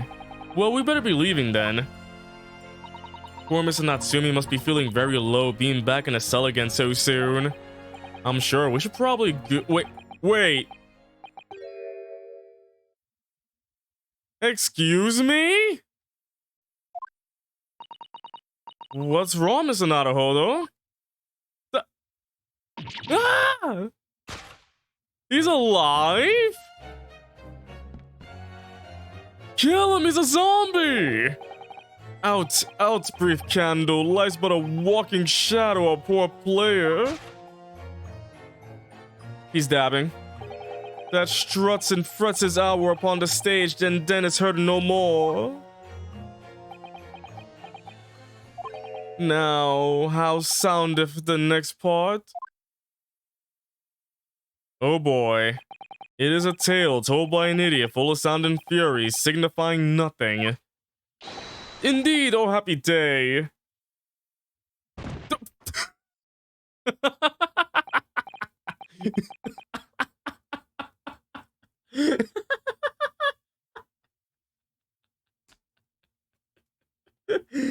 Oh my goodness, the way he collapsed. Wait, I need it. I need this sound. Hold on.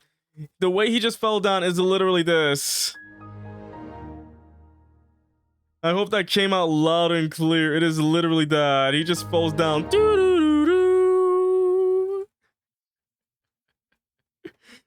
Whoa. Walking Dead! The TV show? That was insane. The way he just fell backward like a marionette. The fella isn't dead at all? What was that nonsense he was saying, though? I think, yes, it was from William Shakespeare's Macbeth. A soliloquy from Act 5, Scene 5. Shakespeare.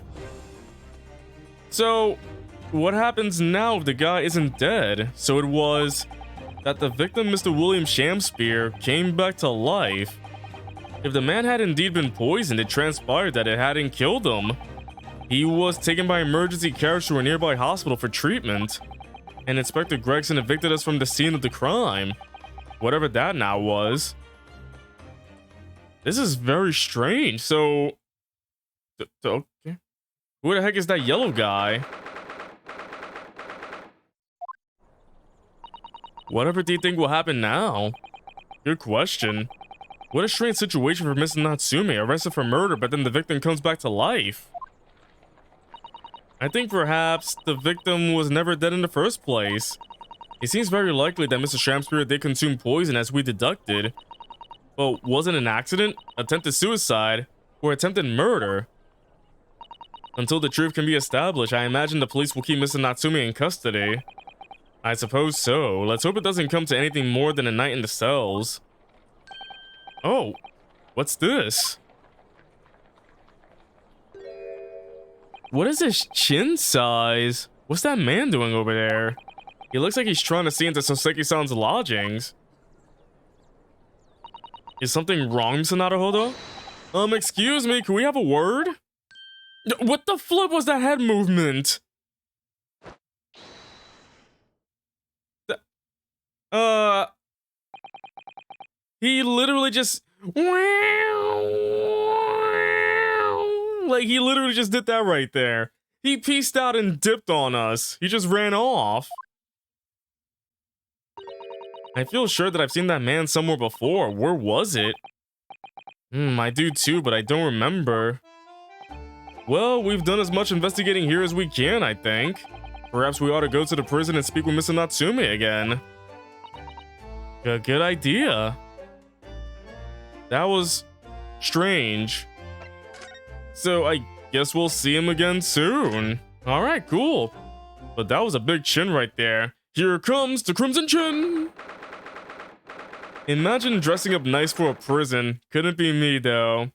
So chat, what if you were just online one day, then all of a sudden, you just see me in jail. You just see on the newspapers, local sloth goes to jail and it's just me and this. And I've been wrongly convicted of a crime, but for some reason they just think the sloth did it. You just see me behind bars like this. What would you do? How would you react if I was the one in jail? What did I do? What did I do? Look, Mr. Naruhodo.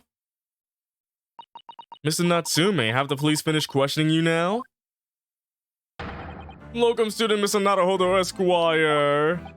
Oh, yes? What is he? Tell me. Is he a ghost? Is he here to haunt me? Let me guess. You're talking about Mr. Sholmes? He actually calls himself a great detective, Mr. Natsume, not a ghost.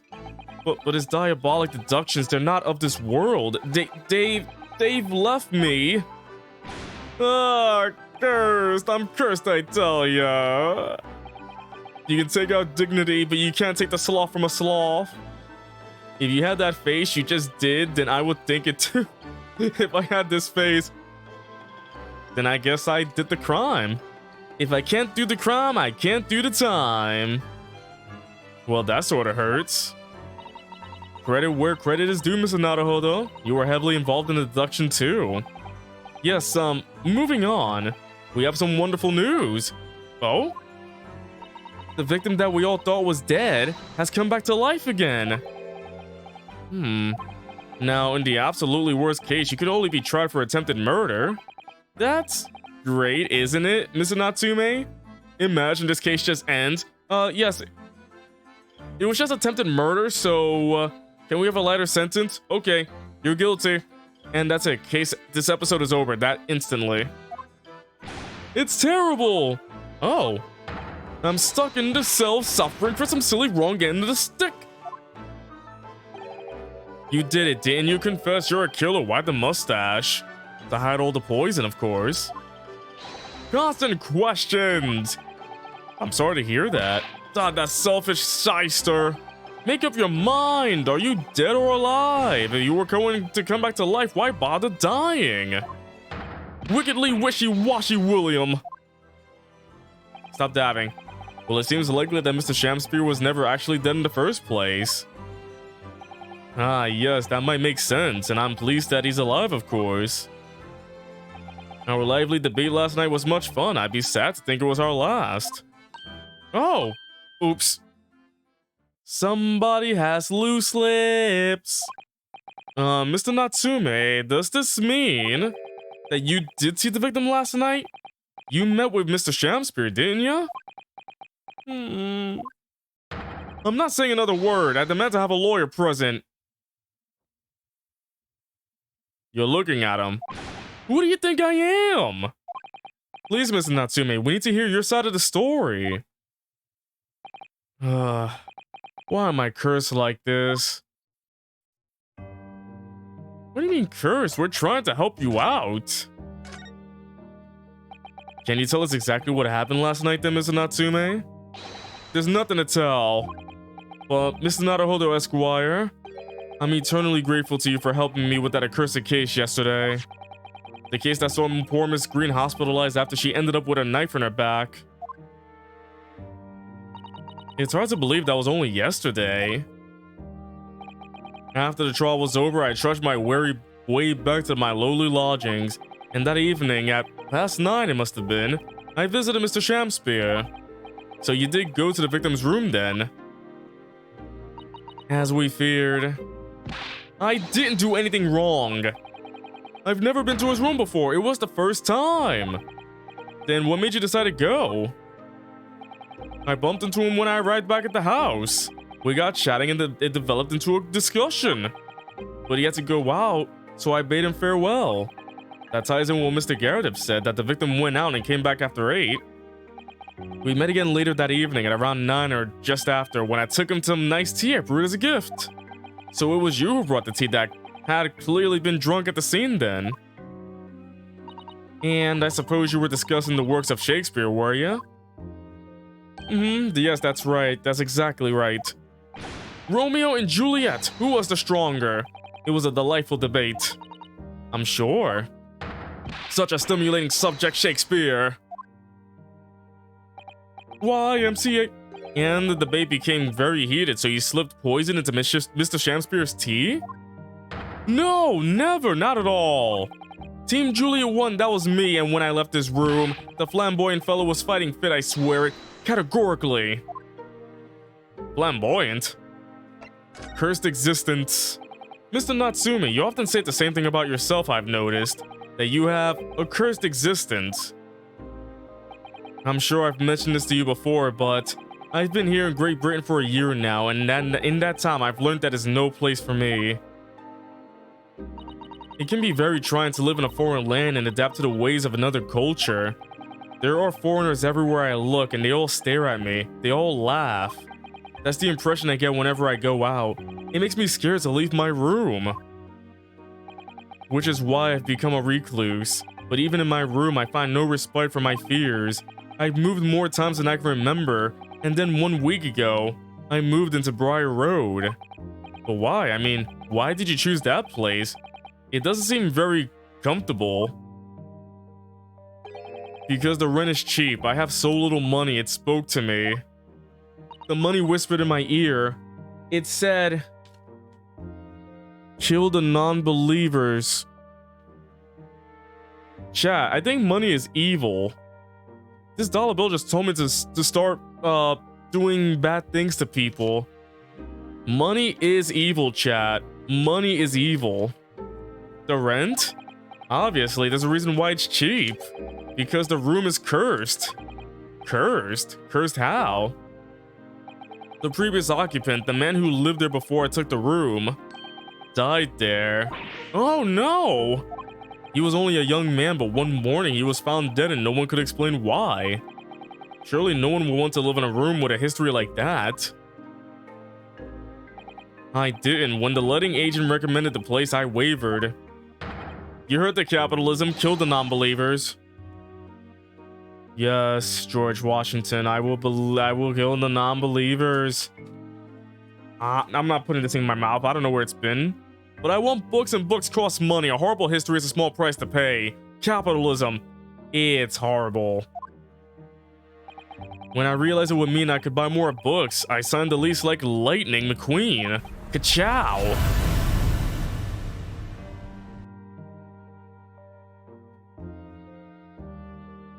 Brave or blinkered? But after I moved in, I soon came to realize what I'd done. I realized how horrible that room's history really was. Gosh, was it really so awful? Was it awful? Let's check out that horrible history. How did the room's horrible history affect you, Mr. Natsume? What happened? At first, it was just a feeling. The feeling of beady eyes boring into my back, watching me. Do you think that might have just been your mind playing tricks on you? No. My mind doesn't know any tricks. It was someone else. It's been one long nightmare ever since I was given the keys to this place. A nightmare? You've been having bad dreams, you mean? All the souls who've died in that room lean over me in my sleep and try to strangle me. That really is horrible. And now I come to think of it, it happened again last night too. The very same night that Mr. Shakespeare was writhing in agony from the poison in his body. I was on the verge of being suffocated silently by those miserable spirits in my room. You simply must move out of that room as soon as possible. Yes, you're right, I know it, and that's why. I'm already searching for the next room with a history to call home. I think perhaps you should try to avoid accommodation with any kind of history at all. Otherwise, I'm scared that you yourself may become history. Ooh, Susato-san knows how to make the man listen. Dang, she's saying if you keep doing this, you're gonna end up dead. Of course. Mr. Lord of the Manor is worried about the curse on my room as well. You mean Mr. Garadub?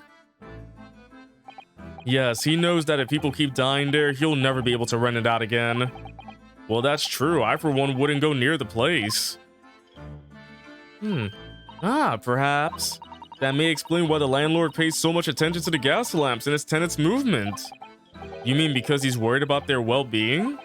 He does seem to have an unusually keen interest in the amount of gas in the pipes. There must be a reason why he keeps such close tabs on the occupants of his let rooms. What do you mean he pays so much attention to the gas lamps? Oh dear, no, it's nothing to do with you, Mr. Natsume. Please, forget I said anything. Oh, now you're talking about me behind my back as well. What's important is that Mr. Shamspear isn't in fact dead at all. Once he's come around and he's able to tell us what happened, we'll be able to get you released. Yes, please, oh, I do hope you're right. Excuse me? Oh. Gregsy! Inspector Gregson! By the way, chat, I'm going to take about a minute or two break and use the restroom real quick. Enjoy Gregsy's theme while I take my break. So take this chance to get some water, stretch, and do some stuff. I'll be right back.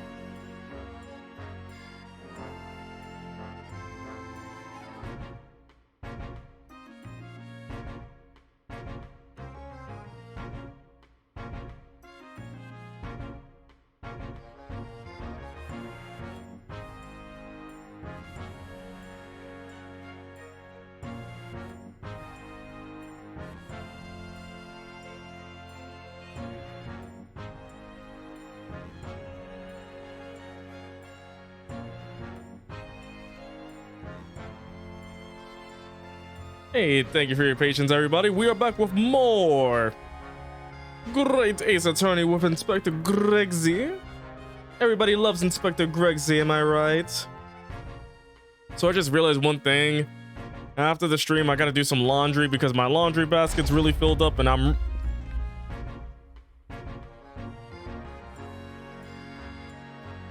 Alright, I'll just stop right there, then I'll stop talking about it. If that's how you feel about me, chat, I get it, I get it, I get it, I get it, I get it, I get it. I get it. I couldn't help overhearing what you just said, and on that note, I have some good news and some bad news. Oh, which do you want first? Always, every time, the bad news comes first. When hope is all you have, hold on to it. That's my guiding principle. Alright, chat, the same question goes for you.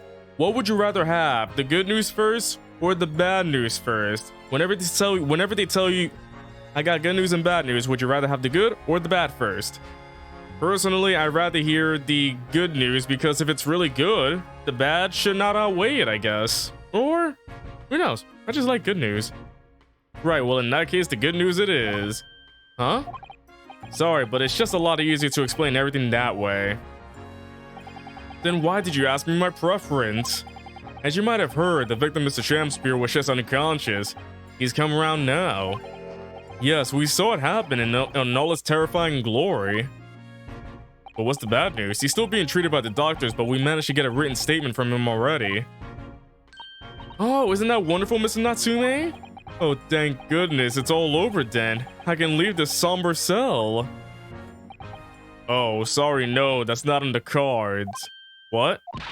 Why ever not, Inspector? Mr. Shamspear has implicated someone as being responsible for what happened last night. Implicated someone? Oh dear. You don't mean...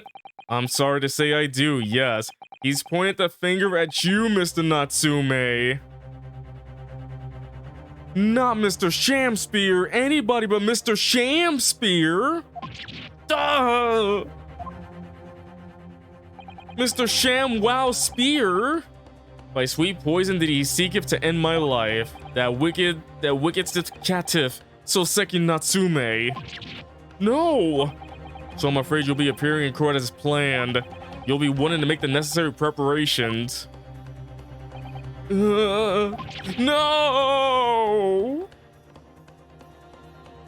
Dang, that sucks. And so once again, Soseki-san found himself having to take the dock in the Old Bailey.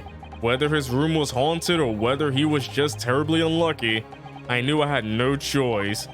The following day, I would represent him in court and do my utmost to break the curse that blighted him.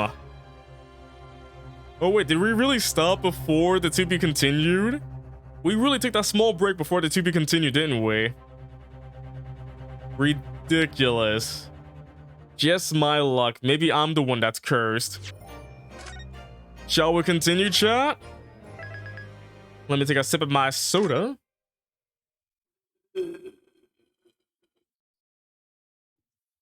This is pretty good grape soda. This is delicious. Alright, let's continue. It's time for court in a bit at the Old Bailey. The defendant sent to chamber.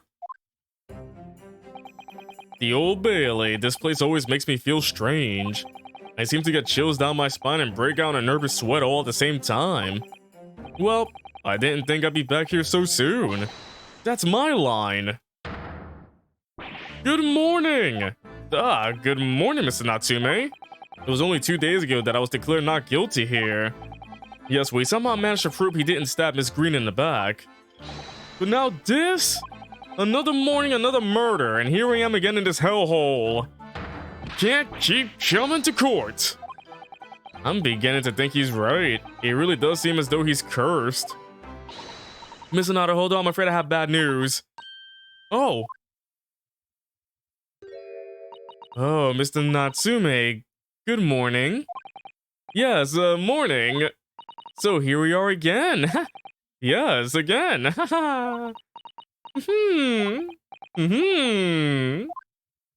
Judicial system, Miss Makoto by Esquire. What's the bad news? Oh dear, you heard, did you? If you come in shouting at the top of your voice, people can't help hearing what you say. Oh, I'm sorry. You've done nothing wrong, Miss Usato. Now, what is it? Well, it seems that the prosecution in today's trial will be led by Lord Baruch von Zeeks. Von Zeeks? Oh! Oh no. Oh no. Oh no, no, no, no. Hey fandom, welcome to the stream. How are ya? Us gaming sins. No! The so-called Reaper of the Bailey, the most legendary prosecutor in the land. He's pointing at me. In the trial 2 days ago, he pursued Soseki-san and I relentlessly. Of course, by the skin of our teeth. We managed to pull through, but still. Perhaps Mr. Natsume's acquittal in the last trial wasn't the end of the matter. After all, yes, I know what you're thinking. The legend of the Reaper that says, nothing can save a person in the dock when Lord Von Zeeks is the prosecutor. Oh no. That even if the person is found not guilty, the accused will meet a mysterious end one way or another. And we've experienced it firsthand. Ah, yes, a man we successfully defended met the most terrifying end after his acquittal, right here in the Old Bailey. Now. Look, Cleveland Brown yet. Do I have to put up with those ice-cold eyes boring into my soul again? Cursed by evil spirits and now by the Reaper. Pair of petrifying perils, potentially. Well, if it's potentially, at least you appear to have hope, Mr. Natsume. Welcome, student Mr. Naruhodo Esquire. Yes. I'm innocent. You have to believe me. You more than anyone now. Don't worry. I'll be your steadfast ally every step of the way in this battle. I promise. And this promises to be a hard battle, I fear. Are you sure? It's only the second episode, the second case. Is that really going to be a problem? Well, the trial is scheduled to begin shortly. We should move into the courtroom. Let's go. By the way, chat, you know one thing I love about you guys? There's one thing I love about the chat, though. One thing I love about the chat is that everybody here likes watching me play the games, but also you're here because you're not sick of my voice. I love that people just like hearing me. I don't know why. Why is it that people like hearing me? What if one day I just came into stream and I was like, hey, how's it going? This is my real voice, everybody. It's just me. It's me, Pixel, everybody. So yeah, what's going on? Hey, everybody, it's me, Critical. What's going on? Welcome to my stream. I just started talking in my real voice. I'm sorry, chat. I've been faking this whole time. This isn't my real voice. This is my real voice right here. Sorry. I had to lighten myself up. Otherwise, I sound like Critical, and I don't want people thinking I'm the same person or anything like that. Sorry. Fake voice over here. This is my real voice right now. Sorry. Oh, yes, I forgot to say. That would be quite the craziness right there if one day I was like, you know what? I'm tired of my voice. I'm just gonna use my real one then. If I've been faking it this whole time. I'm afraid he won't be able to make it, Mr. Sholmes, I mean. Oh, no Sholmes? That's probably for the best. Wow. Oh, if he were here, I might be tempted to rely on his help. The bit would be funnier if the changed voice didn't die. You know me, I'm not great with bits. And that could be seen as a weakness. If Lord Von Zeeks were to notice, he'd prey on it mercilessly. At least that's my gut feeling. Mr. Naruhodo. You're right. Yes, you're so right. Oh, well said, locum student, Mr. Naruhodo Esquire. Well said. I swear on this sword at my side, and on the spirit of Kazuma that it harbors, I'll show him what a Japanese lawyer can do. I'll set you free with honor. Oh, yes. Oh, yes. Oh, yeah. Oh, yeah. Oh, yeah. Start cheering. Because we're going to win this for good. It's time for court. Let's go. Oh, wait. I see some familiar faces. In the name of Her Majesty the Queen, I hereby declare this court to be in session. I now call upon the counsels for the prosecution and defense to declare their willingness to proceed. The prosecution is ready. The defense is ready, my lord.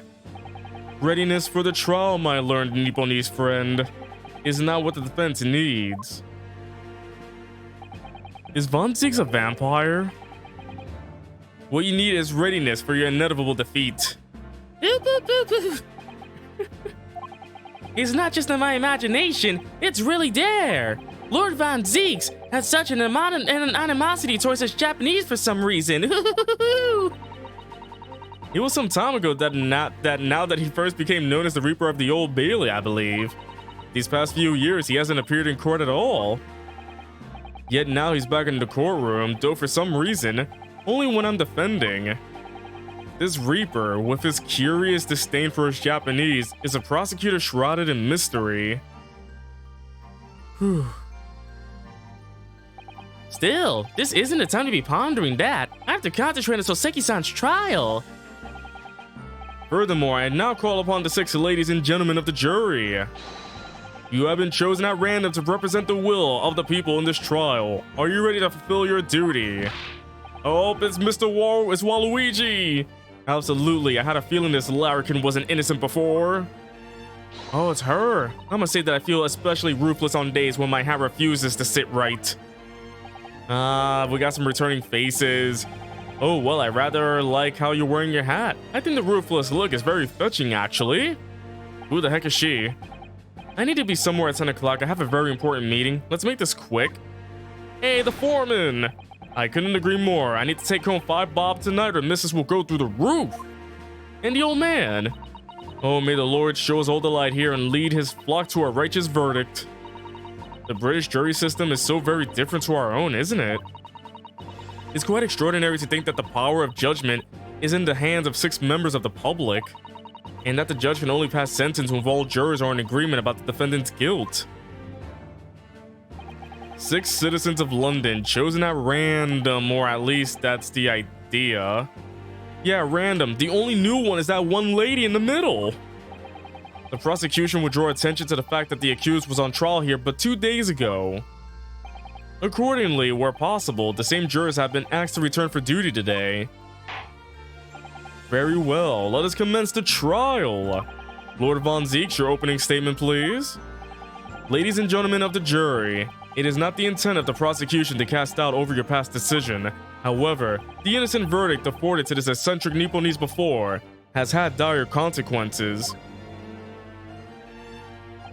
Did the accused repent for his wrongdoing in that affair? Far from it. Instead, he used this freedom to perpetrate a most blood-curdling crime. Namely, that of the attempted murder of his neighboring lodger, an innocent Englishman. To explain the circumstances of the crime, the prosecution calls its first witnesses to the stand. Whoa. Somebody in the audience is like, give me the cape! The detective responsible for investigating the scene and the accused himself. Did someone catch his cape, or is it in the middle of the floor? I hope someone picked it up. Witnesses, your names and occupations, please.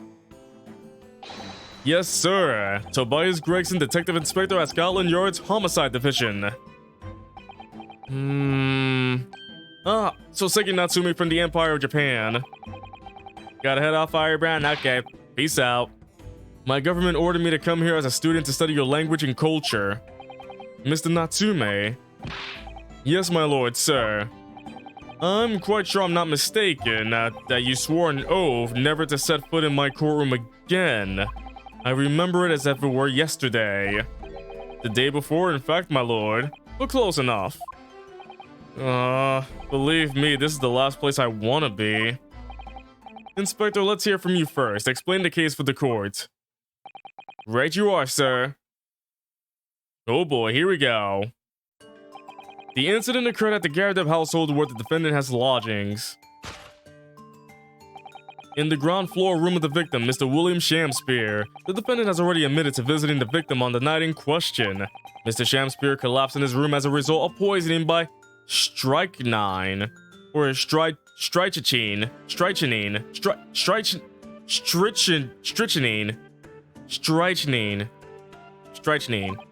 or strychnine.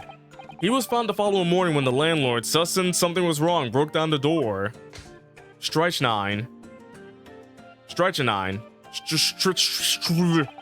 This means I presume that the door to the victim's room was locked at the time of the incident? Correct, my lord. It was locked from the inside, making entry to or exit from the room impossible. Although the victim, Mr. Shamsphere, lives to tell tale, he very nearly didn't. The man was halfway to heaven when we first found him. I was the first officer on the scene, my lord. And I have a photographic print here that I took at the time to show how it looked. Oh. Yes, a chilling scene indeed. The man looks very much deceased. That's right, everyone present believed that's exactly what he was. Very well, I shall accept this photographic print as evidence for the court. Oh boy, my own photographic print. Holographic too. Now then, Mr. Natsume. Yes? As the defendant, do you have anything to say at this juncture? They're haunted. Haunted by evil spirits. Good gracious, what's haunted? My lodgings! There's been a whole series of strange happenings in my lodgings. The tenant before me died in mysterious circumstances. A woman was stabbed by no one on the street outside. My neighbor was poisoned. And me! What about me? What about you? I've nearly been killed countless times. Killed, Mrs. Natsume? How? Even on that fateful night it happened, when I returned from Mr. Shamsphere's room. I lit my gas stove and climbed into bed, but before long, the stove went out, and somebody tried to kill me! You must always extinguish all fires before retiring for the night, Mr. Natsume. But it's so cold, my runny nose would freeze. The blanket is just I don't even have a blanket. But does it get so cold that his blanket like freezes up and it's just a thin layer of ice? The point is, I didn't poison my neighbor. Oh, why am I being accused of this? Why is my existence so cursed? Thank you, witnesses. I believe I have a reasonably clear picture of events. If I could raise one more point, my lord. One more. Conclusive point. Conclusive? Go on. Fortunately, the victim, Mr. Shamsphere, has regained consciousness after his ordeal, and he has named the true culprit.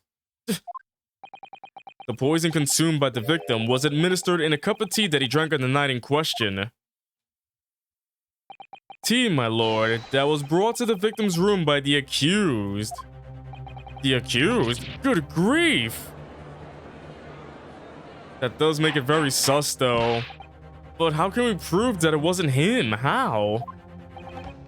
Yes, that's the crux of this whole case. If Soseki-san is innocent, then why? Why has the victim accused him?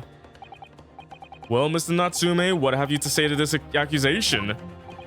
That evening, yes, I did take some freshly brewed tea with me when I visited Mr. Shamsphere's room as a gift. The public water pump outside always freezes at night, so I bought bottled water especially to make it. And this is the result. Never will I touch tea again. Never! The public pump was frozen, you say? That's not info we've heard before. That will do, thank you. Now, according to our laws, the defense must have the opportunity to cross-examine witnesses at least once. Therefore, I call upon these witnesses now for a formal testimony. I presume the prosecution has no objection? None whatsoever, my lord. Good. Then you will give your account of events on the night in question to the court now. Yeet, my lord. Yeet, my lord. Ah, yes, my lord, it's Yeetus Amigus. There's a Yeetus among us. It was around 9 o'clock that evening when I visited my neighbor and I took some tea with me as a gift. We had a heated literary debate over a nice hot drink, after which I went back to my room at around 11. Ah, my tea was completely harmless. He couldn't have locked the door behind me otherwise, could he? Strychnine takes some time to have an effect on the body. People don't keel over immediately after taking it. The victim would have been perfectly able to lock the door after his guests left. The arguments still stand. Pretty simple, like, hold on a second. But yeah, pretty simple testimony right there. It all seems relatively straightforward. Definitely. Excuse me, but that testimony does raise one rather crucial point, I think. Mr. Natsume claims his tea to have been harmless, presumably, though. The teacups have been examined for traces of the poison, haven't they? Why didn't I think of that? Yeah, why didn't you think of that? I'm pretty sure Mausama found out about it. Mausama's the smart one. Mausama is the brains of this operation here. Well, as it happens, no.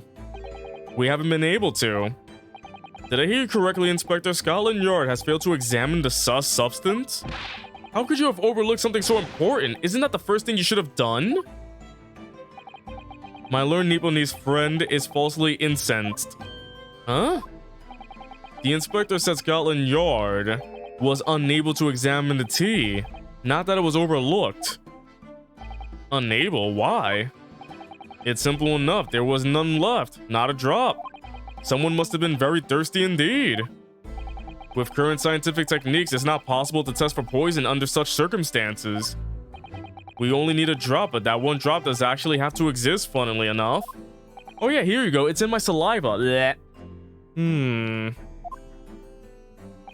The lack of examination notwithstanding, it appears nothing other than the tea passed the victim's lips on the night in question. I see, thank you. The matter is clear. Cast your eyes over the jury, my learned friend. What?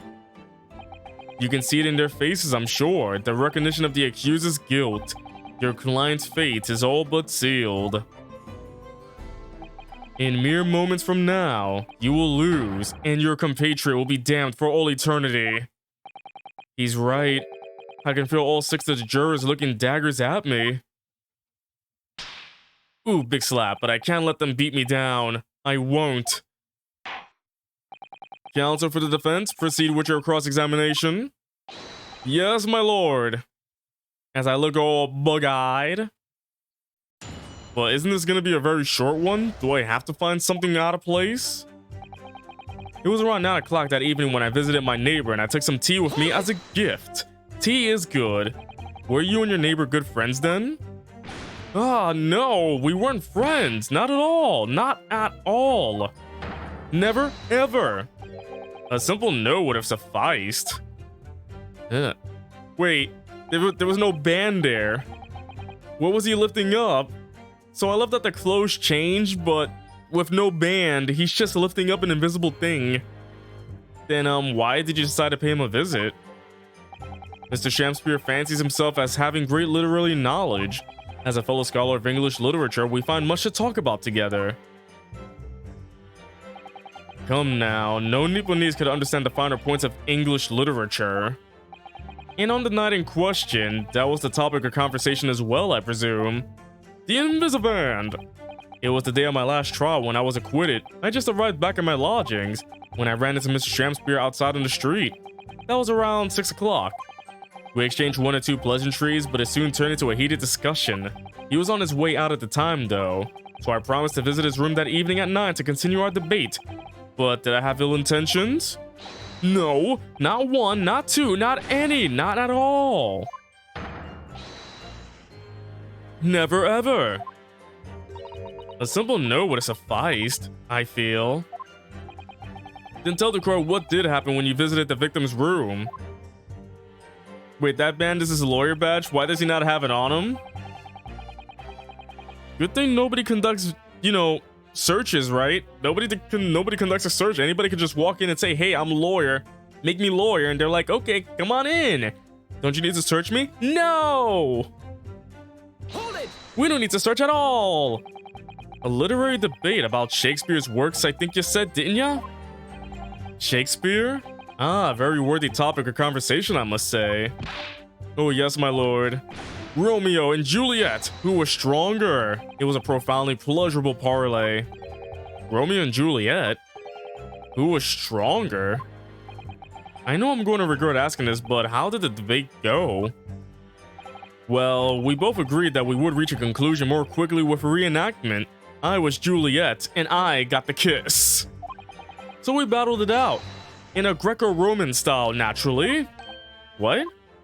Mr. Shakespeare had all sorts of costumes in his room for just such a contest. So when you say a reenactment, you mean you were actually in costume? He as Romeo, I as Juliet, and after a vigorous wild tussle, I as Juliet came out on top. A victory I'll cherish forever. I dare not imagine the terrible scene of carnage. So he was cross-dressing as Juliet, and they were wrestling each other. I hope that didn't awaken anything in him. The fact remains that it was you who prepared the tea and took it to the victim, correct? I boiled the water in my room and made a pot to take with me. I heard that he was too poor to have tea himself, you see. It's true, there was no sign of any tea leaves in the man's room. I wanted to do something nice, to be friendly. So why is everyone looking at me with such sus? My tea was harmless, of course it was. And do you have any basis for that statement, witness? Oh, my tea was completely harmless. He couldn't have locked the door behind me otherwise, could he? Yes, there was not a drop of tea left in the victim's room anywhere, was there? That's correct. Anyone would think the fellow had never had a pot of tea before. He must have licked it dry. Which is a pity because one drop is all we wouldn't need to analyze we would have needed to analyze to analyze it for poison. Analyze? What the heck is analyze? And you say that you returned home to your room at 11 o'clock, Mr. Natsume? Yes, definitely. By heaven and earth, I swear it. The landlord was able to verify that as it happens. He confirmed that the defendant went back to his room at 11 that night. And how was the landlord able to attest to this? He, said it was the lamps, I believe. The lamps, Inspector? When tenants return to their rooms and start using the lamps in other parts of the house, flicker. Yes, Mr. Garrett seems to pay a lot of attention to the comings and goings of his tenant. There's only one key to Mr. Shakespeare's room, I know that for certain. So he must have locked the door himself from inside his room. The victim has confirmed that to be the case, yes. I feel like a hair on the back of my neck, what the heck? So I'm right, my tea was harmless, completely harmless. If you take poison, you die. Everyone knows that. Is that true, chat? If you take poison, you die? Is that why we have poison control? So you just tell them, hey, I'm dying and that's it? Alright, control the poison in your body. Don't spread the poison out of your body. It's not that simple, I'm afraid. What do you mean? I'll tell you why. Strike 9 takes some time to have an effect on the body. People don't keel over immediately after taking it. How long does it take for symptoms to appear then? According to the coroner I was speaking to at the yard, about 30 minutes after the poison's consumed. Then the victim suffers violent convulsions, cramping, and stiffness, and eventually dies from asphyxiation. So there's a 30-minute interval between when the poison is ingested and the onset of symptoms. There seems to be a lot of different types of poison in the world, that's for sure. Oh dear, death by poisoning again. It's always so awful. 30 minutes is a long time. Certainly long enough for the victim to have locked the door behind the accused after he left. You can't deny that. And it further degrades Soseki-san's alibi. I have the medical report from the doctor who examined the victim here, my lord. It spells it out really. The accused is the only person who could have done it. Very well, the court will add this report to the court record as evidence. Cool. Let's check that out real quick. Oh yes, I see it here, the late onset of symptoms. Let's read that. So we got William Shakespeare. Cause of coma was the ingestion of a small quantity of strychnine. Toxic effects are present 30 minutes after ingestion. High likelihood of the substance being mixed in with the tea the victim was drinking, but no sample could be obtained. The poisoning incident occurred around 1:30 a.m. on February 21st. Assessed from victim's watch, that appears to have broken when the man collapsed after the delayed onset onto the victim. Wow. Delayed onset of symptoms, not victims. Wow.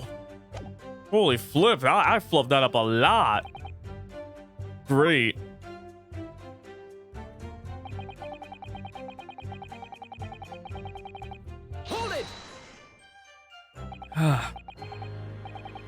The argument still stands, you say? That is what Mr. Natsume has been saying, isn't it? The pair of them drank tea together that night, so if there was poison in it, the victim wouldn't have been able to lock the door after the accused left later on. Exactly! Me and my tea are innocent! Sweet and innocent, I tell ya! I'm afraid, sir, that doesn't follow. You see, strychnine is a slow-acting poison. In other words, it takes time for symptoms to appear. So you could have left the room up to 30 minutes after the victim drank the tea. And as long as you did that, Mr. Shamspear could have locked the door after you gone. But no! We drank the tea straight away! The battle over whether Romeo or Juliet was stronger, that came after the tea. Do you have any evidence to support that statement? In my great homeland, the Empire of Japan, we have a saying, drink tea while it's hot. Sure, a proverb will satisfy the prosecution. I'm afraid there's no conclusive proof to support the defendant's assertion. On the contrary, there are sufficient grounds to infer his guilt in this matter. No. That's the extent of their testimony, is it? If I could voice a personal opinion, Mr. Naruhodo? Of course, go ahead. Mr. Natsume is arguing for his innocence so adamantly and so persistently. Yet Inspector Gregson just brushes what he says aside. It's really quite infuriating. I agree. So we need to find an inconsistency in what the inspector is saying, I think. I'm afraid so. As things stand, the jurors are sure to find Mr. Natsume guilty. As I see it, what we need to focus on is the poison and the tea. Let's listen carefully to this testimony again. Alright, so let me look over my court record and see what can be used. So, of course, there's the books, the map, the pair of teacups. There was no tea ring in the inside of Mr. Natsume's cup, the bar of soap, envelope, and crime scene photograph. Anything off about this photo? I'm trying to look carefully if there's anything off. There's this ear. So there's the fork, the soap, his hat, teacup. The victim medical report. Mixing with the tea, but no sample could be obtained up that could be get for testing. It occurred at 1:30 a.m. on February 21st. But there was no container for poison found at the scene. Unless the... Wait, wasn't there something in here before? Oh, wait, there was something in the soap before, right? What happened to it? What is it, Mr. Naruhodo? This bar of soap, when we first found it, I could have sworn there was some sort of round disc in this depression just here. A reddish one. Yes, you're right. I remember it too. But now the depression is completely empty. Depression, gone. No more depression. Where could the disc have gone? Huh. Interesting. I was trying to figure out what the heck's going on, so I'm like, huh. So we checked those over, we got that updated, so let's see. Let's see what Mr. Gregson says. Take some time, people don't keel over immediately after taking it. Let's see, 30 minutes after ingestion. So this proves that this wasn't immediate. And the victim would have been perfectly able to lock the door after his guests left. The argument still stands. He was perfectly able to lock the door after his guests left. But is that so though? Because want a hint? Yeah, I think a hint would be great right now before I start doing things wrong. I'm a bit confused right now. So I'll take a hint right now. Let's see, while I still think about this. The envelope, maybe? Pay more attention to what Natsume says? But I was told to focus on Gregson. Unlocked the door around 11. It was around 9 o'clock that evening. After which I went back to my room at around 11. Wait, 11? Wasn't his death at 1:30? Wait, is that... Hold on, just in case, I'm gonna say, because the times are really off. Yeah, I know, it's a really off time right there. That is really off. Mr. Natsume, you say it was 11 p.m. when you left to return to your room, correct? Yes. And Inspector Gregson, can we rely on the information in the medical report unconditionally? Of course we can, there's no problem with that report, Sunshine. Actually, I think there's a very big problem. Because there's a chronological inconsistency between it and the defendant's testimony. A chrono what? Chrono trigger? What are you on about? According to this report, the victim must have consumed the poison at around 1:30 in the morning, and yet, the defendant, Mr. Natsume, left the victim's room at 11. Yes, that's right. There's more than 2 hours of missing time there. In other words, if there was poison in the tea that Mr. Natsume brought to the victim's room, how could the victim have fallen ill to it 2.5 full hours after the defendant left? Oh! They both have the same animation. That was the same animation! The defense's argument is entirely reasonable. How do you respond, Lord Von Zeeks? Oh no, he's doing it. He's doing it! He poured into the chalice. He poured it in. Sniffy sniff sniff. Pray forgive the discourtesy if my mind has wandered. I was considering what cuisine would best complement the contents of my hallowed chalice this luncheon. This unforgettable luncheon. How could it have happened, you ask? Oh, it broke. I do... First glass of the game! First glass... Rip first glass of the game! I do hate to shatter illusions, but my Nipponese friend appears to be chasing a phantom idea. A phantom? Is it so hard to imagine that the victim drank his tea after the accused had left? For example, at the time stated in the medical report? Yes, at around 1:30. Who drinks cold tea at 1 a.m.? Oh boy, 1 a.m.?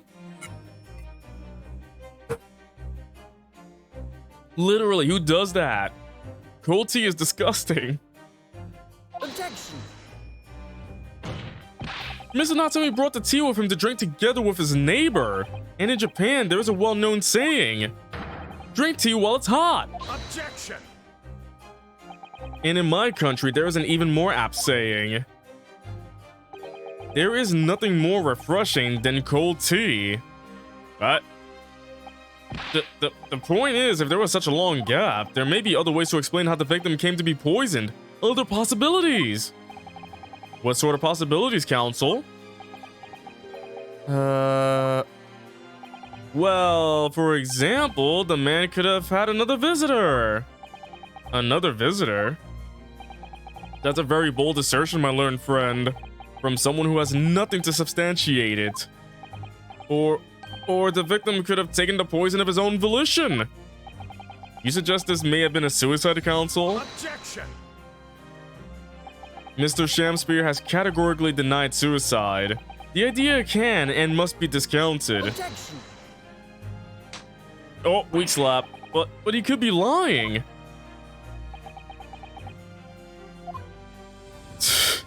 He's like, this... I really came back for this. Like, he just has that look in his face like, this is what I came back to.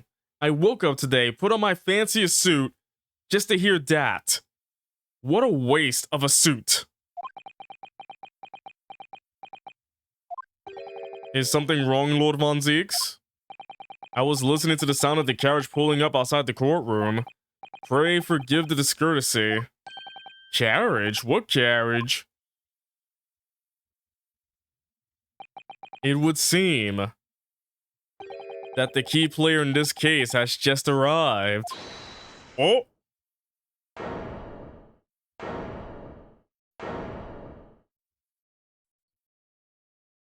Who is it? Mr. Natsume's looking out. Out, brief candle, lies but a walking shadow. Oh, you're joking me. A poor player that struts and frets his hour upon the stage and then is heard no more. Oh my goodness, it is a tale told by an idiot full of sound and fury signifying nothing.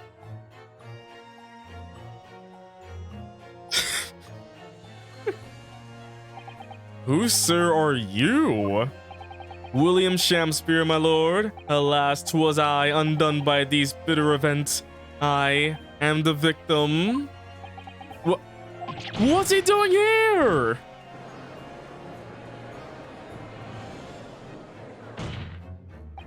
The prosecution seeks to call this gentleman to the stand. With his testimony, my learned friend's futile resistance will be utterly crushed. You're calling him as a witness? Very well, counsel. I grant your request with interest. I'm curious to discover what the court shall hear from the victim himself. Where the heck did that come from? He has a staff? Happy am I, Shamspeare, to regale thee with my tale of woe, my lord. But I still have my own tale to tell, my own tale of worse woe. I can regale the court with the tale of my perfect innocence in perfect English. That will do, Mr. Natsume. Let the court now hear from the victim. Dang. Being told to shit. Where the heck did you come from? Alright, so that's Mr. Shamspeare, but who's the other man beside him? Yes, I think I feel sure we've caught a glimpse of that man before. State your names and occupations for the court, please, witnesses. A writer of words so sweet they do scent the breeze, an inventor of ideas so profound they compose the earth, the unrivaled poet, the unmatched scribe William Shakespeare, where the great bards are be recalled to life anew. Lo, what a magnificent man. Good fellows, I am he who ponders such a miracle, William Shamspeare. Meterman? The name's Meterman. Adrian B. Meterman. Adron B. Meterman? I work for the Altamont Gas Company East End branch office. Ah, I remember now. It was yesterday on Briar Road. A drone bee meter. A drone bee? Is what? Oh yeah, she's right. It's him. Hey, welcome back. Oh, what's this? It'll make sense in time. Okay, what's that man doing over there? He looks like he's trying to see into Saseki-san's lodgings. Is something wrong, Mr. Naruhodo? Excuse me, can we have a word?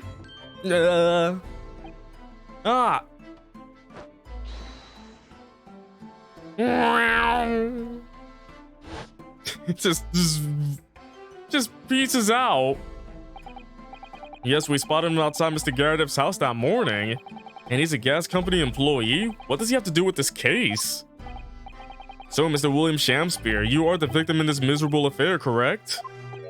Oh heaven, oh hell, do you command me to remember that sweet poison that didst cross me and cross mine innocent lips?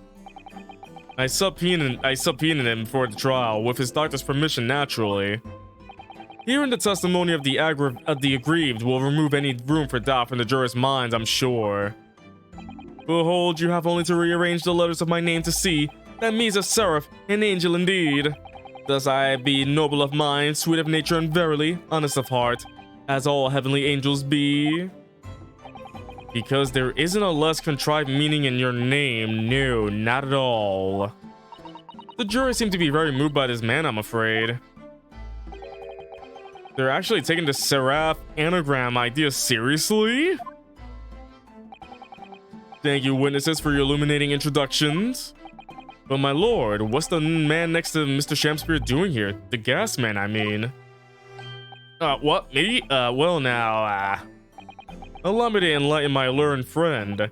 You recall, I presume, your earlier impertinence when you suggested that the victim had another visitor to his room on the night in question, and moreover, that the victim is a compulsive liar. What? No, I didn't quite say that. This young chin stroker is here to controvert your wild claims conclusively. Chin stroker? Yes, strokes chin, rubs cheek, wipes off sweat from head. Is that not so, Mr. Meter Man? Hang on. No, I'm just here. Yet if you rearrange some letters and take away some and replace them with others, you get William Afton. Oh my, not the man behind the slaughter. Is that the bite of 87? I hereby call for your formal testimonies. You will tell the court as lucidly as possible what happened on the night in question. One may smile and be a villain. Yes, it doth pain me. But let the truth be spoken, the truth of that wintry night of my discontent. Oh boy. I guess we're gonna find out what how I'm gonna read his stuff and figure out what was gonna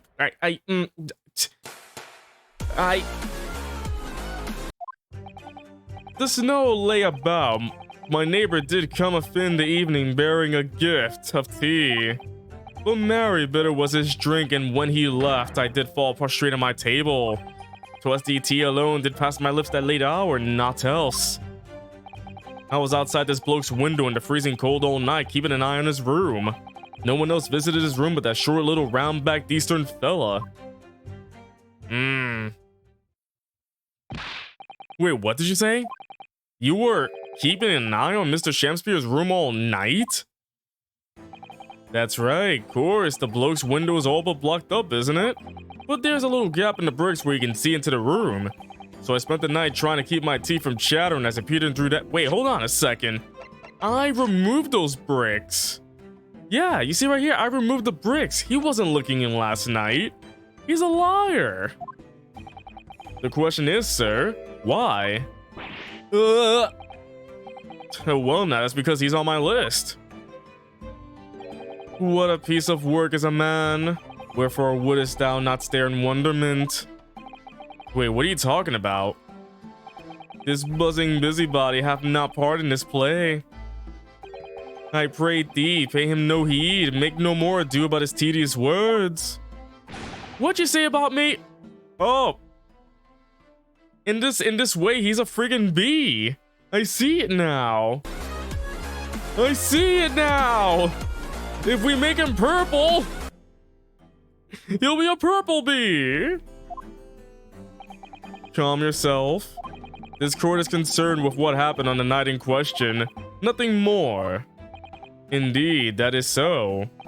And, as the testimony we just heard clearly reveals, there was no one other than the accused present at the time who could have carried out this crime. Oh no, they're chattering in lips. Well, I believe this may be the final testimony of the trial.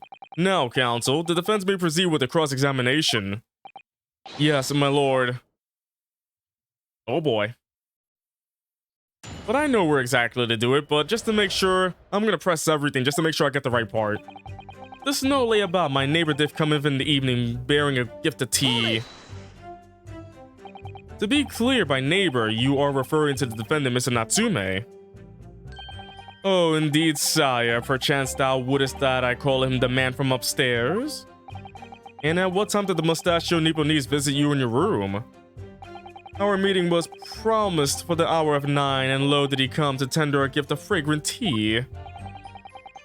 Details which are in accordance with the defendant's own testimony, yes. And we were brought in such a literary debate as history hath not seen before. By which I presume he means their discussion about who was the stronger, Romeo or Juliet. I, Shamspeare, did play the part of young Romeo, while my neighbor did play the fair Juliet. Each of us dressed as would our characters be to bring weight upon a merry experiment. I dare not imagine the scene. Reality. Thy name is woman. Canst thou imagine how dismayed I was? Yes, I have heard of the English art of jujitsu, but... Neither did I dream 'twould be a skill practiced by the comely maiden. Julia beat Romeo up? This is not helping our case. I believe the court has heard enough about your earth-shattering literary debate. Perhaps you could reiterate your statement about the tea that the accused brought to your room? My liege, I am thy servant. Gladly I would do thy bidding. I think he likes him. More than a friend. Maybe. I don't understand these words. But Mary Bitter was his drink, and when he left, I did fall prostrate on my table. Let me stop you there. Mr. Natsume left your room at 11 o'clock, but it wasn't until after 2 that the poison made you collapse. That amounts to more than 3 hours of missing time.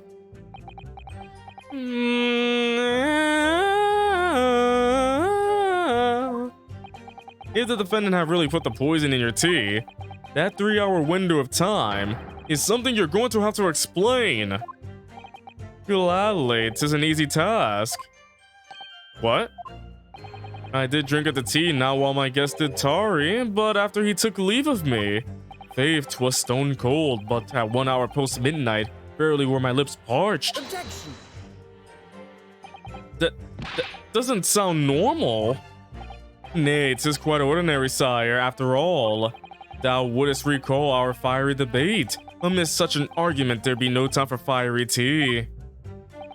Romeo and Juliet again, and who was stronger? Mr. Shamspeare, in summary, allow me to confirm. Did you not come here with the intention of naming your attacker? But of course, my liege. 'Twas the stooped lover of words that attempt to shuffle me off this mortal coil. We all know what that means. 'Twas the tea alone that passed my lips that late hour, naught else. So, you didn't have any kind of evening meal, dinner, supper? Fie on luxury, fie on gluttony. To eat thrice daily is but a waste of time. Sorry? I would that my belly were full, no more often the sun doth rise. Well, most heroic eating habits, I must say. Night and day do I fill my hours of learned study of great bard and playwright. Hence is it that there doth not in my chamber be than the costumes of mine art. That would appear to be the case, as even a rodent was found starved to death in your room. Now I think of it, it's not just food that was conspicuously missing from that room, is it? I don't recall seeing a single player script anywhere. For I have devoured them all. What? You've eaten them? Every word be within my skull. Didst thou imagine otherwise? What? Right, that wasn't misleading at all. Now, could you turn around, do you think? Which brings us to the conclusion that the only way the poison could have passed the victim's lips is in the tea. I was outside this bloke's window in the freezing cold all night, keeping an eye on his room. But the windows of that house have all been filled in. A historical artifact of the now defunct window tax. Yeah, you're right there. All bricked up horribly. But as it happens, there's a little part of the brickwork at the bottom corner that's been opened up. I was looking in through that gap. Yes, there were a few bricks loose, weren't there? And for some strange reason, a couple of bars of soap lined up on the ledge outside as well. I don't like going around poking my chin in other people's business, especially on freezing cold nights. But them's my orders, so that's what I'll keep doing, as long as there's breath in my body.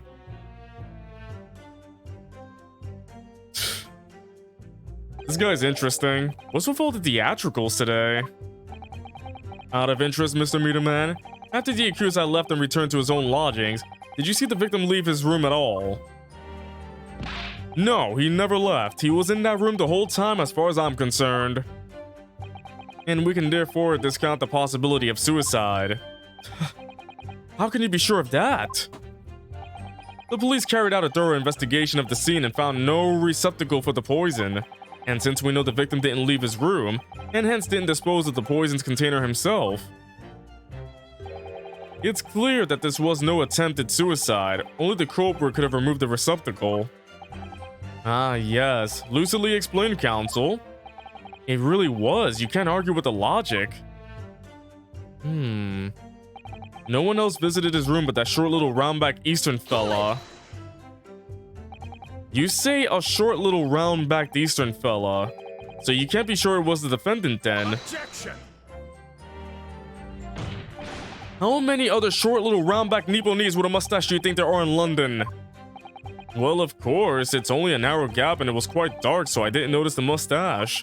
But he showed up at around 9, so I'm pretty sure of myself. And when the person you saw arrived, did he and Mr. Shamspear drink tea together? Nah, sorry. Couldn't say. Why not? Because I couldn't see into the room all that well, could I? But what did I see was the silhouette of that little round-backed fellow wearing a pretty dress. Then the pair of them started some kind of wrestling match, I tell ya. I didn't know what to make of it. I suppose that was the Romeo and Juliet championship battle getting underway. Mr. Miedemon, allow me to confirm one final time. Apart from the accused, can you state with certainty that no one else visited the victim on the night in question? No question, Guessman's honor. Oh. Hold it. Surprise wouldn't surprise thing. Oh, Waluigi. My lord. Goodness me, yes, Mr. Foreman? I've kept my mouth shut and listened up until now, but this has gone on long enough. Are you all with me? Yes! Are we to understand that you ladies and gentlemen of the jury are in agreement with one another? That you've reached a unanimous decision? Too right we have. Are you all with me? Yes! Wait, no, the defense is in the middle of a cross-examination! To be honest, I was holding out a bit of hope for you, young man. Especially after you identified those few hours that followed the accused leaving the victim's room. Yes, the 3 missing hours as you put it. But in the end, what difference do they make? None as far as I can see. And since that's now apparent, there's really no reason to delay our decision any longer. Like I was saying before, if I don't take 5 Bob home with me tonight, the missus will blow her top. What's that? Sorry, I didn't quite catch what you said. Oh boy. I guess we gotta do the summation explanation demandmination again. Very well, let the court be apprised of your decisions.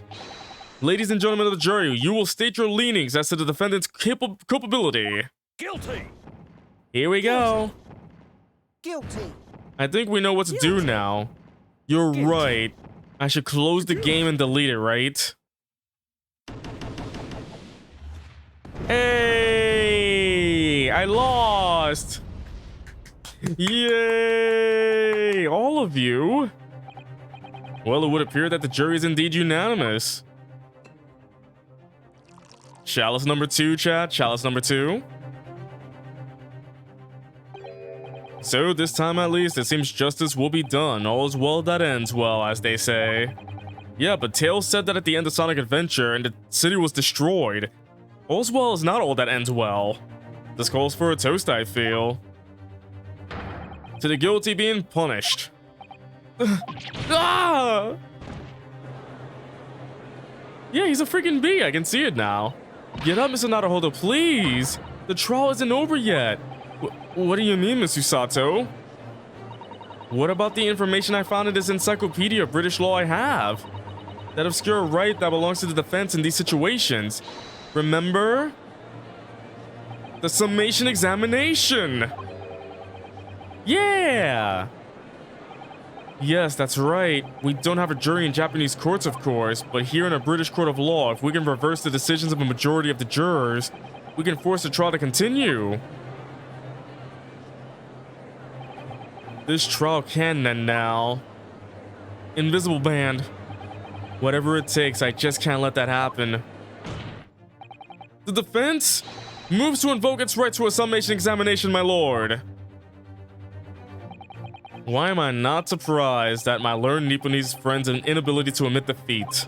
You choose to cling desperately to some archaic rule you barely comprehend instead of accepting the truth. Certainly no other defense counsel in recent times has exercised the right to a summation examination. Because they all know that once the jury's mind is set, it cannot be altered. Explain everything that happened in the first game. I change all their minds every time. Nevertheless, the right remains and must be upheld. You know what would be hilarious? After like at the end of this game, they're like, you know what? The summation examination is stupid. Thanks to Mr. Naruhodo, we're taking that away. Nobody gets summation examination. Nobody gets nice things. This is why we don't have nice things. This court will proceed with a summation examination outlined in the Encyclopedia of British Law. Thank you, my lord. Are you and your fellows prepared, Mr. Foreman? Believe me, my lord, we know all about this young lad's tenacity.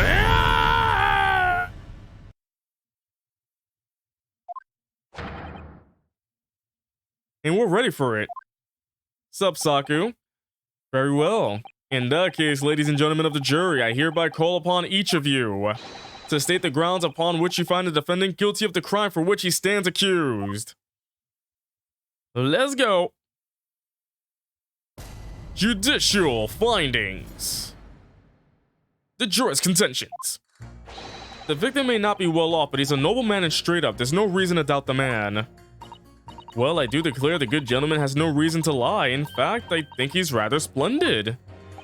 Just look at the accused by comparison. He's Japanese, stoops all the while, and has a mustache.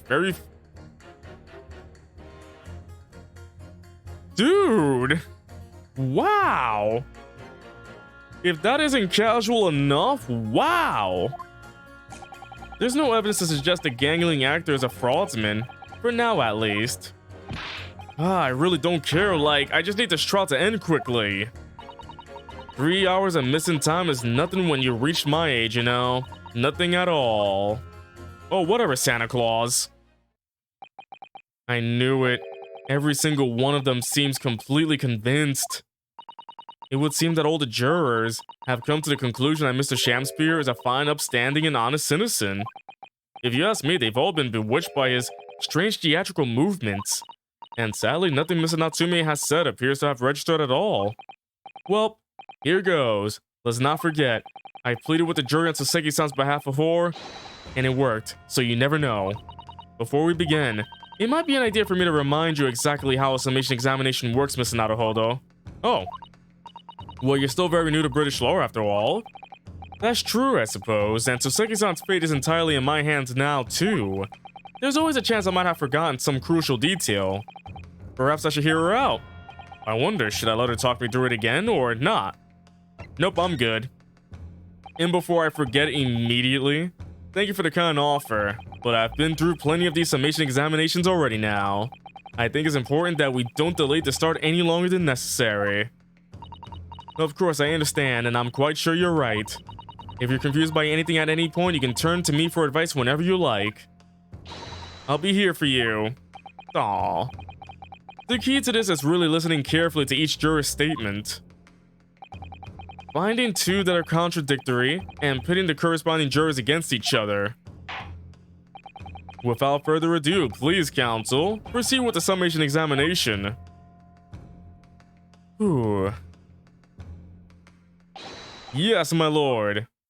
Alright, time for a summation examination with me and Kazuma-san! Mausama!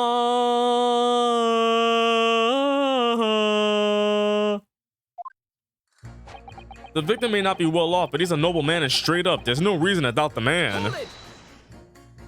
Well, there are plenty of people in London who seem noble but poor. Couldn't some of them also be liars? Oh, chat, look, he's doing the Phoenix Wright pose. He's doing it. He's doing the Phoenix Wright pose. I have no doubt about it. Like that shaky client of yours, for example. Absolutely not. Mr. Natsume is no liar. Look, the point is, the only thing that passed the victim's lips that night was that Japanese man's tea. When you take the gas man's testimony into account as well, the truth couldn't be any clearer. Well, that's alarmingly logical. Well, let me be frank here. I'm a gentleman with a gentleman's values. And if it turns out that the old Shakespearean chum is a rotten liar after all, I'd gladly change my decision about the defendant. And I'm sure my fellow gentlemen on the jury would do the same. Isn't that right? Well, yes, perhaps, though I don't see it happening. Oh, what's that? Elderly Jen on the end here, you know. You'll have to speak up. Look, I really don't care about all this nonsense. I just need this trial to be over. How many gentlemen do we actually have on the jury then? Alright, sir, I may hold you to that. Don't forget what you said. Alright, we'll get back to him later. Oh, he changed it up. If I can show that the victim's a liar, I'll reconsider my position. Cool. Well, I do declare the good gentleman has no reason to lie. In fact, I think he's rather splendid. Are you saying you believe the man to be trustworthy because he's rather splendid? No, that's not what I said. The point is, the man is the victim here. What reason would he have to lie? And yes, he is rather splendid. So you say, yet again. Meanwhile, the man who stands accused behaves so sus, it's exhausting to look at him. I'm afraid he's not splendid at all. Splendid logic there, madam. Thank you so much. He's not splendid. Just look at the accused by comparison. He's Japanese, stoops all the while, and has a mustache. Very fishy. No, wait, not one of those things is a reason to find the man guilty. But he is fishy. There's no point dancing around the fact. He's Japanese, he has a mustache, and he stoops. You see, you arrived at the conclusion in just 3 steps. 3 steps like a Walton fact. This guy is very, very sus. You know, the more I think about it, the more this trial seems like a dance. You seem to be several steps ahead of yourself, though, and you're on the wrong foot. No, there's nothing but circumstantial evidence here. There's no actual proof of the defendant's guilt. But the victim's version of events is backed up by what the big chin man next to him says, isn't it? 1, he saw the Japanese man there. 2, he saw no one else. And 3, he saw the Japanese man there. Oh, that's another 3 steps. Oh, this really does seem more like a waltz, doesn't it? Right, and the prosecution will waltz its way to victory if I let you speak much more. Wow. There's no evidence to suggest the gangling actor is a fraudsman, for now at least. A fraudsman? What do you mean by that, madam?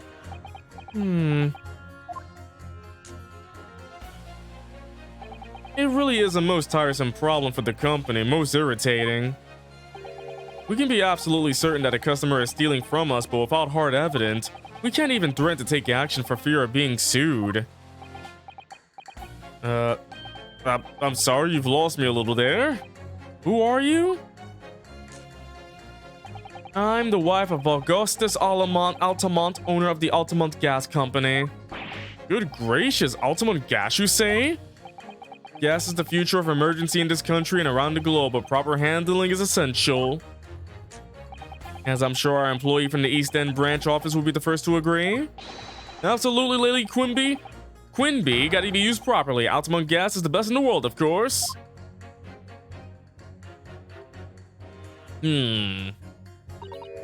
I think we may have solved the mystery of the bow from earlier, Mr. Naruhodo. Right, he bowed in deference to his employer's wife, did he? Eat the rich, chat. Eat the rich. Eat the rich. Eat the rich. Eat the rich. So would I be right in assuming that the reason Mr. Meterman was watching what Mr. Shamspear was up to in his room? I'm afraid that there's no end to the lengths that the population of the East End will go in order to steal our gas. So I really have no choice when the company identifies somebody as a possible fraudsman. But to dispatch a worker to watch the suspect day and night. We're very thorough in our investigations. So you mean Mr. Shamspear is... I wouldn't come out and say it in public. But you can finish that sentence with a grubby little gas thief. She's got a bee umbrella. You have noticed the public gallery in here, have you? The eye of man hath not heard. The ear of man hath not seen. Faith, wouldest thou wound me with thy words, were I to let them penetrate the skin. The seraphs hear not insult, only choirs of angels in song. We may not have evidence yet, but my workers won't stop buzzing around you until they find it. And when they do, you'll find yourself blasted back to your angelic heights in an ultimate gas explosion. So Mr. Shamspear has been stealing gas. Eat the Rich is actually a line in the show Amphibia? Wait, the Disney show? The one with the pink frog and the girl voiced by Brenda Song, who played London in the The Sweet Life of Zack and Cody. I need to watch more Amphibia. What the heck? I've only seen episodes from season 1. I've really got to watch more. Wow. I wonder, juror number 4, you wouldn't mind adding that information to your statement? My pleasure. Was it the bit about ripping that thief apart you enjoyed? A little before the part about abject violence, if it's not too much trouble. Yes, of course. This could be it. This could shift the balance. This could shift the balance. The victim puts on a fine performance, but in reality, he's a common thief of my company's gas. Gas, gas, gas, you gotta step on the gas. Ah! Alright, so let's see. I'm gonna start pitting you. There we go. The victim's a liar, and he's a filthy little gas thief. Objection. Those two statements clearly contradict each other. Good gracious. To whose statements do you refer, counsel? Juror number 1. What are you yelling about, lad? I presume you've heard juror number 4's statement, made by the wife of the owner of Altamont Gas? Well, yes. The victim, who you claim to be a noble, straight-up man, in fact, turns out to be a common thief. So the good lady says, but there's no evidence, is there? You and I both heard them say as much. It's true, we don't have evidence as such, just yet. But the claims aren't baseless, you know. What? You heard me. Seeing as his operation has already been compromised, I would suggest that the court hears testimony from our East End branch office employee over there. I'll do whatever you say, my lady. Gasman's honor.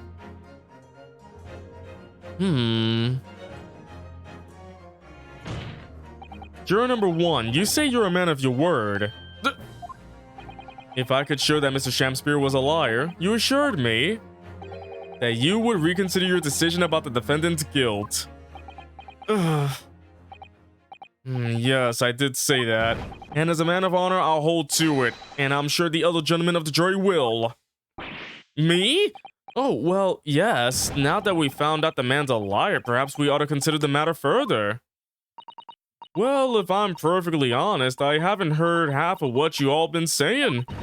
So if this means you'll recap a few points, that would suit me down to the ground.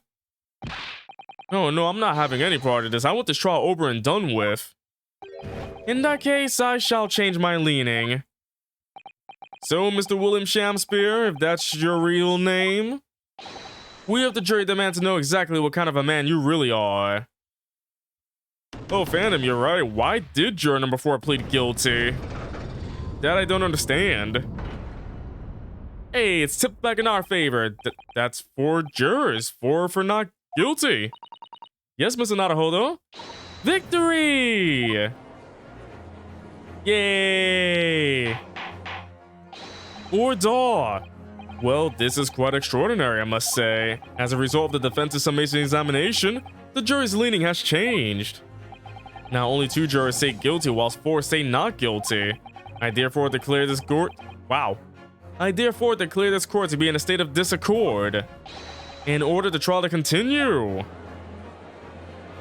Yay! Drink the dang wine. Vino. Drink the vino. Ah! 2. You have spoiled the bouquet, Mr. Shamspear. The ladies and gentlemen of the jury now find they are unable to trust you, the victim.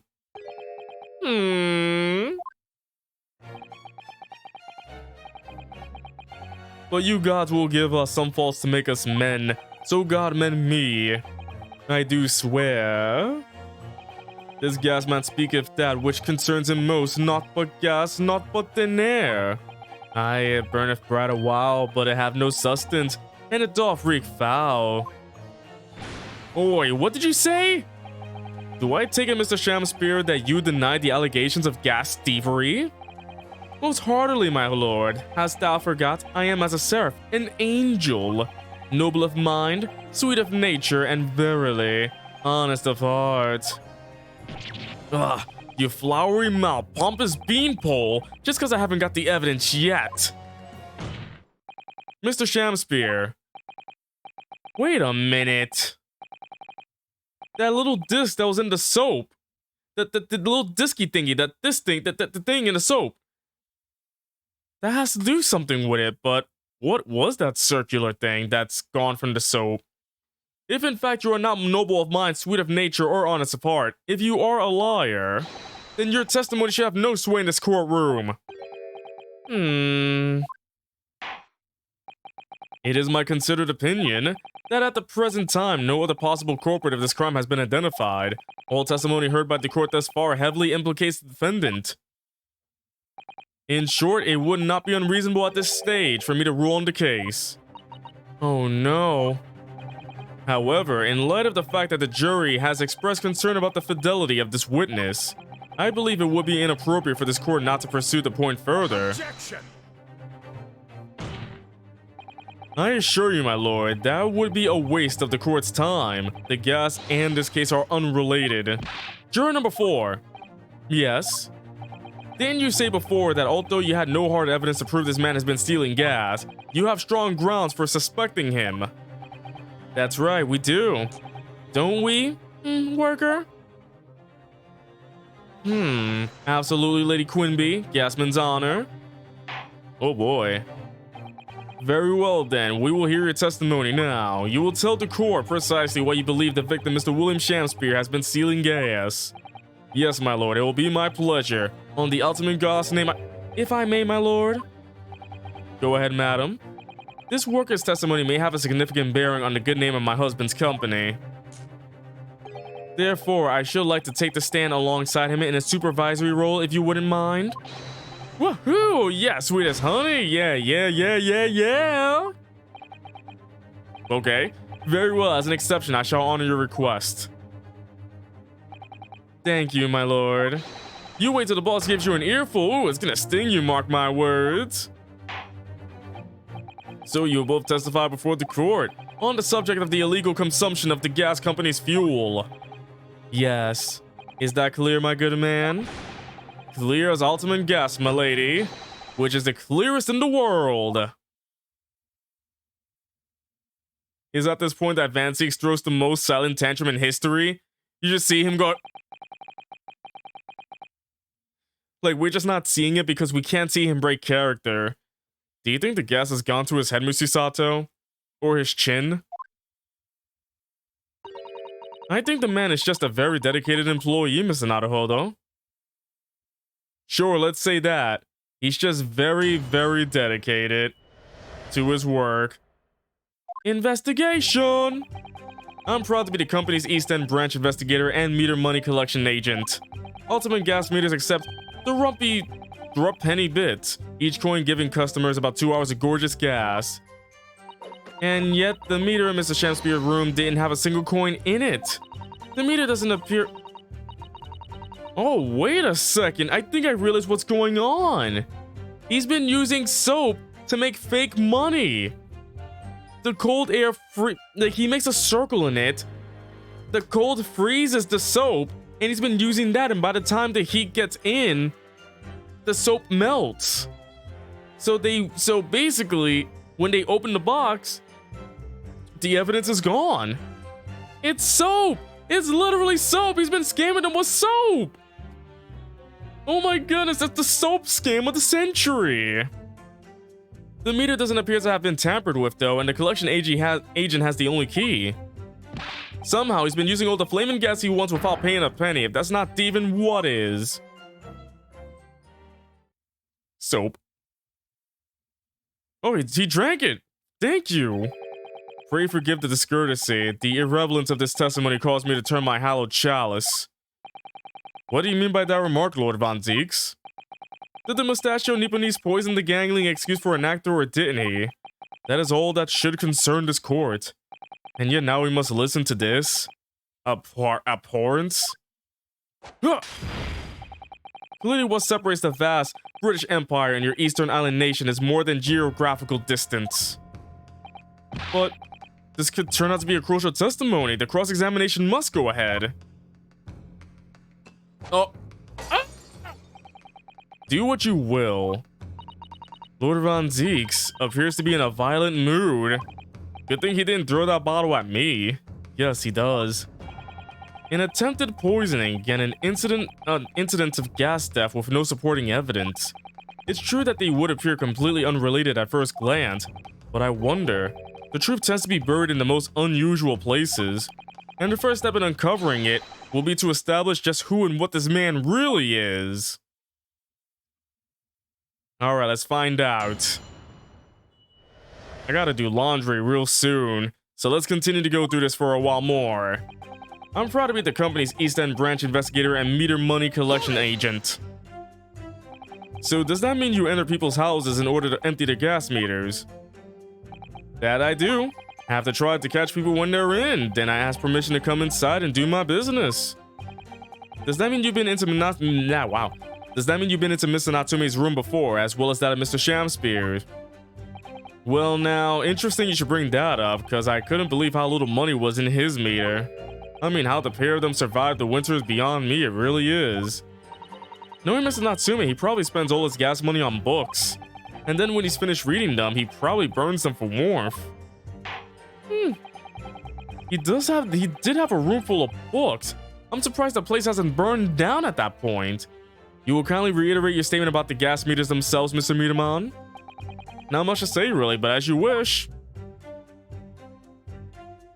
Ultimate gas meters accept penny bits, each coin giving customers about 2 hours of gorgeous gas. Hold it! Gorgeous gas. So all London houses that have a gas supply are fitted with these gas meters, are they? They're the latest model, the height of technology, developed by our company Altamont Gas. And anyone who uses our gas will have one of these meters in their property, yes.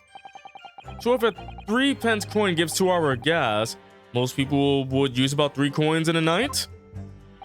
A bit more than that usually if they have both gas lights and a gas stove, that is. Thinking about it, Soseki-san doesn't have a fireplace in that room of his, does he? Some people still choose to use candles, of course, and only have gas for heating. Ah, yes, I do remember seeing candles in Mr. Natsume's room, actually. And how does the money in the meter get back to you at the gas company? Every 3 days, gasmen like me visit properties on the gas supply and empty the meter of coins. I must say, the design and manufacture of the new meter cost the company an awful lot of money. But happily, it did put a stop to people not paying their dues, for the most part. Ah, because they have to pay in advance, you mean? Yes, exactly right. And yet the meter in Mr. Shamspear's room didn't have a single coin in it. Out of interest, how long has this been going on? Weeks and weeks, he's been pinching gas off us for ages. And you've examined the meter in Mr. Shamspear's room, I take it? Naturally, we took it off the wall and went over with a fine-tooth comb, and found nothing sus at all, I presume? No, I'm afraid we didn't. Which is exactly why I demanded a new type of meter to be produced. One with an indestructible lock.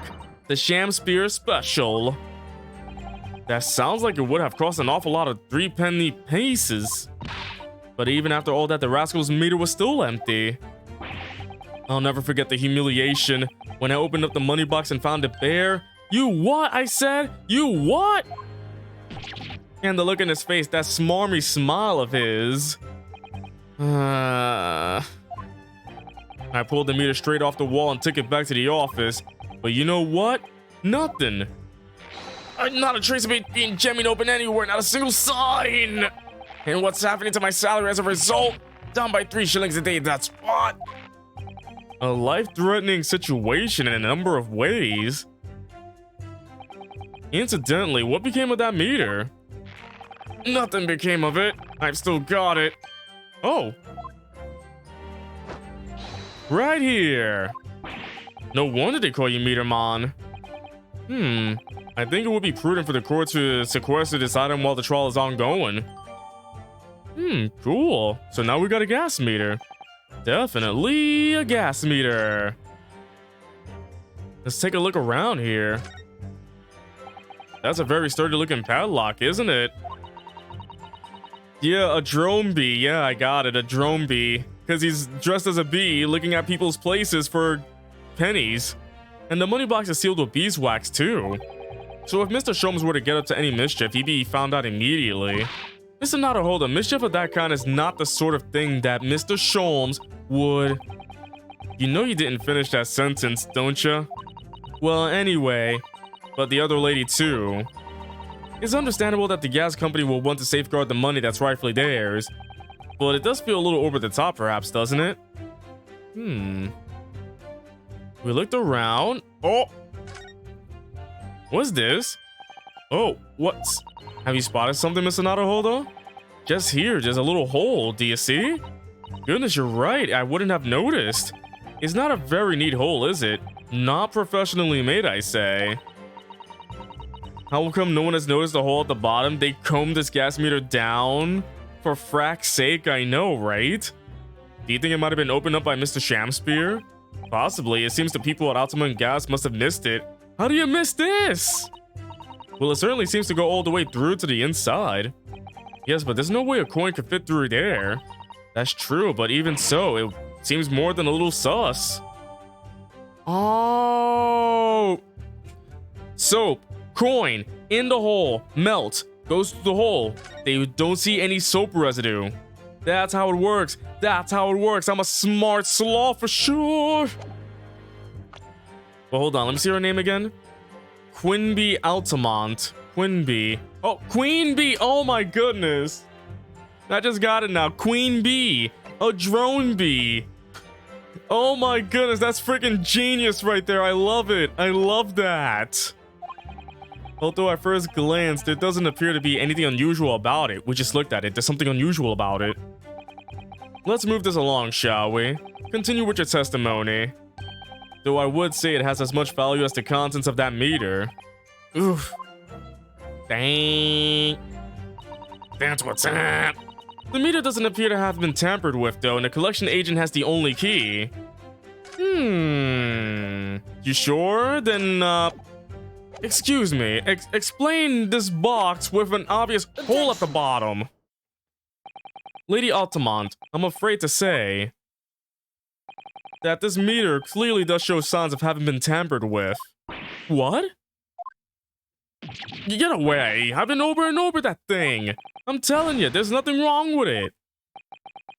These people are blind. These are blind people. They're blind. In that case, what do you have to say about the small hole that's been made at the base of the coin box? Hole? What? You're right. You're quite right. There is a little hole there. The meters aren't supposed to have that. None of the others do. In other words, we can assume that Mr. Shamspear secretly opened up this hole himself. Yes, I wouldn't be all that surprised, but why? Yeah, why? I mean, it's tiny. You couldn't get a farthing through that. Lady Altamont, I wonder if you could give the court some more details about your meter design. What sort of details? Well, what I specifically like to know is... Oh, how it differentiates coins. That's exactly it. How does the meter tell the difference between different coins? This man needs a worse pay for missing a hole? Alright, fandom, how about this? Worse than Gumshoe's salary cut? Or... I think that's it. What do you mean? Well, for example, if someone were to put in a 1 penny coin, that wouldn't work presumably, would it? No, of course not. So, well, how does the meter know that the coin has been fed as a throw penny bet? Ah, I see what you're getting at now. The meter tells coins apart by their shape and size, which includes their thickness. A throw penny bit is about 3/4 of an inch in diameter, you see. Other coins just won't fit. Ah, I see. It's clearly been very well thought out. The witness will amend their formal testimony with that information in case it is pertinent. As you wish, my lord. The meter is designed for coins the exact diameter and thickness of a throw penny bit. Nothing else will fit. Hold on a second. I don't know if this is going to be used now, but I want to use it because it's working now. The soap. The soap right here. There was a little reddish medallion the same size. Oh, does it not work now? What? Ah, Yeah, where's the friggin' thing? It melted because of the heat. So it doesn't work now, but it's perfect. It's friggin' perfect. Yeah, we talked about the bar soap. There's a circular depression on the side, about 2 centimeters across. Or 3/4 of an inch. Oh, I have to examine it again. We did find the soap at the scene, didn't we?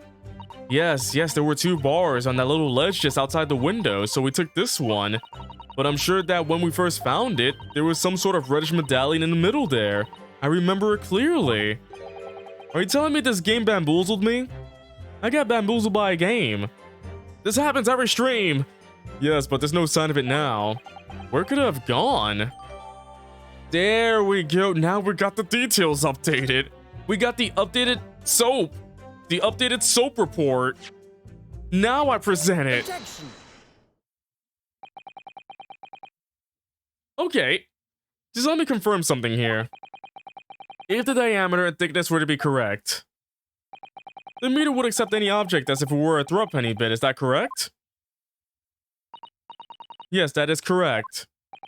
Well, by something of a coincidence, while we were investigating in Mr. Shamspeare's room, we found a particular item that matches the dimensions perfectly. Something the same size as a throw penny bit? What was it? The item in question is this. What have you been? Have you been inhaling gas at the bar soap? Gas is not nice. Do not inhale gas.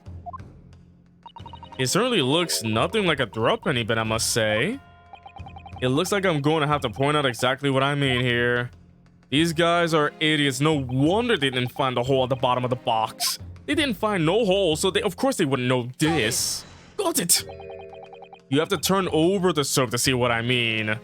They just looked at it like this. Soap. This is soap. You stupid moron. You Nipponese idiot. This is soap. Turn over the soap. Literally shocked Pikachu face and everything. Are you referring to that round depression in the middle of the soap there? That's right, a depression that's approximately 3/4 of an inch in diameter. Or in other words, almost exactly the same size as a throw penny bit. Get away! Does anyone here present have in their possession a throw penny bit? Quickly now, hand over your coins, ladies and gentlemen. They all throw their coins and... Here, sounds rather like a highway robbery, doesn't it? The judge wants your money right now. Get your mom's credit card and the 3 funny digits on the back of it as well. The judge needs your help for throw penny bits to find out if it fits the depression in the soap. Please, hand over your cards now! Ow. Thanks to a kind member of the public in the gallery and about 20 other people, I now have a bag of coins that I'll just stuff away here. Now, to see if it fits. My word, it couldn't be more snug. Yes, as I suspected. This, without a doubt, is a vital clue to explain how the Ultimate Goss Company is being defrauded. Well, I don't believe it. Oh, 3. So your assertion amounts to what? That some inferior bar of soap has a tentative connection to the death of gas? Yes. The depression in the soap was clearly made by a throw penny bit. I must concur at least that pushing a coin with some force into a poor quality bar of soap such as this is a remarkably simple way of replicating the coin's shape. And then you could use, well, some melted wax or something to pour into the mold. You can make fake coins in no time. Candle wax. He has a candle and a soap. Oh my goodness, this guy's a freaking madman. He is a sham. This brings all the pieces of the puzzle together. It's the method Mr. Shamspeare has been using to steal the gas. That's the missing link. And now, if I follow the chain of thought, it's gonna bring me to a new explanation for what happened that nobody's considered yet. But this is all nonsense. If the man had been making fake coins, my worker here would have found them when he emptied the meter. Quite true, Lady Altamont. In the absence of some black magic that can make them disappear. I see, that's what we're dealing with, is it? There is one form of black magic that could cause the fake coins to disappear in a thin air, yes. Exactly, and the meteor gives it away. What on earth? There are remnants of the magical method used visible on the gas meter taken from the victim's room. If that is your assertion, counsel, the defense will identify these remnants for the court at once. Where on earth the meter can the remnants of the method used to make the fake coins disappear can be seen? Right here, the hole. We found this bar of soap at the scene of the crime, just outside the victim's window. Outside? Yes, outside, where you yourself, Mr. Meter Man, were loitering in the freezing winter air. That's where we found this soap. Ah, I get it. That's right, the answer, of course, is ice. Did you say ice? Mr. Shamspear has been leaving soaps like this outside this window each evening filled with water. Also, it's ice. Huh. After a night outside in the bitter cold, the water's completely frozen solid the next morning. Then he takes his fake coins of ice and feeds them into the gas meter, giving him light and warmth in spades. As his room becomes very comfortably warm, the ice now inside the meter's coin box melts, turning back into water and draining harmlessly away through the small hole made in the underside of the meter. That is how, without leaving any evidence of his wrongdoing, this man has been stealing gas.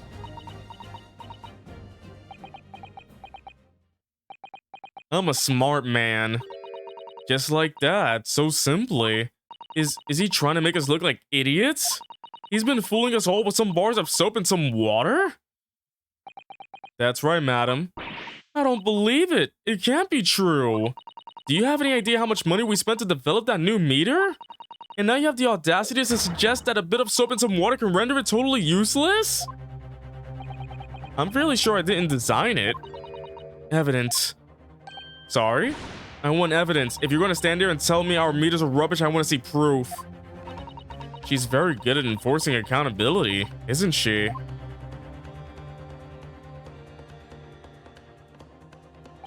Very well, Lady Altamont. If you like evidence, I'll provide it. What? Mrs. Naruhodo, are you saying you do actually have evidence to support this theory? I did notice a trace of something that bothered me a little at the time. And I have a feeling that this theory we've come up with now could explain it. The piece of evidence that substantiates the theory about how Mr. Shamspear has been stealing gas is... Is there any way to prove what's been going on? Oh! Water! Take that! This is a photograph at the scene of the point when the victim was discovered, taken by Inspector Gregson, and it clearly shows the remnants of the crime carried out by Mr. Shamspear. What remnants? Zoom! Here you can see the gas meter on the wall in Mr. Shamspear's room. Now, look closely at the floorboards directly underneath the meter. Somebody wet the floor. What is that? Some kind of grubby stain? Almost certainly, it's a water stain resulting from the liquid that drained out of the hole made in the meter. If one coin gives around 2 hours of gas usage, and the occupant was heating his room in all his waking hours, we can imagine he would have used around 10 of his fake coins each day.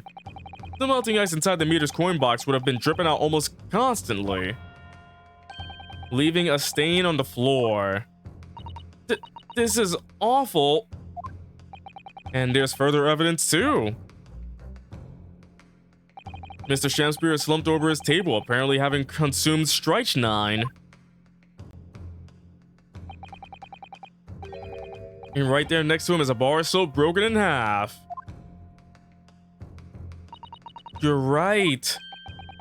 It would appear to me then, counsel, that the man was eating the soap, was he? Pardon me for disagreeing with your lordship, but... certainly not. He didn't beat about the bush there, did he? In truth, Mr. Shamspear was found with a fork in his hand. A meal of soap is sounding increasingly likely. Do you mean to say he was using that fork to... Yes. To extract a frozen coin from the bar of soap. But the bar broke in half. So perhaps it didn't go very well. Good gracious. I know we've been over this. We gotta explain it again for the children and oh! Ah! Lord Von Zeeks. I was throwing my hand up in despair and happened to catch my hallowed bottle on the way. Pray forgive my maladroit mistake. What is the meaning of this counsel? Allow me to pose my learned friend a question. What exactly did you establish with your most recent cross-examination? Well, that Mr. William Shamspear is a liar and a thief and a sham. And a spear. In other words, that his testimony is unreliable. That's it. That's exactly it. Very well. Let us assume the man is a liar. Now allow me to pose another question. What possible difference does that make? Well, we know that suicide can be discounted. Scotland Yard's investigation revealed no sign of another vessel that contained poison. And on the night in question, there were no visitors to the room except for the accused. The young gasman's testimony, which we have no reason to doubt, has confirmed that. Furthermore, the only possible way the poison could have entered the victim's body is via the tea. The court has seen no evidence whatsoever to suggest otherwise. Even if William Shamspear is the liar you claim him to be, these facts have been objectively established. There is no escaping it. Therefore, in light of these facts, the prosecution calls for immediate adjudication. You...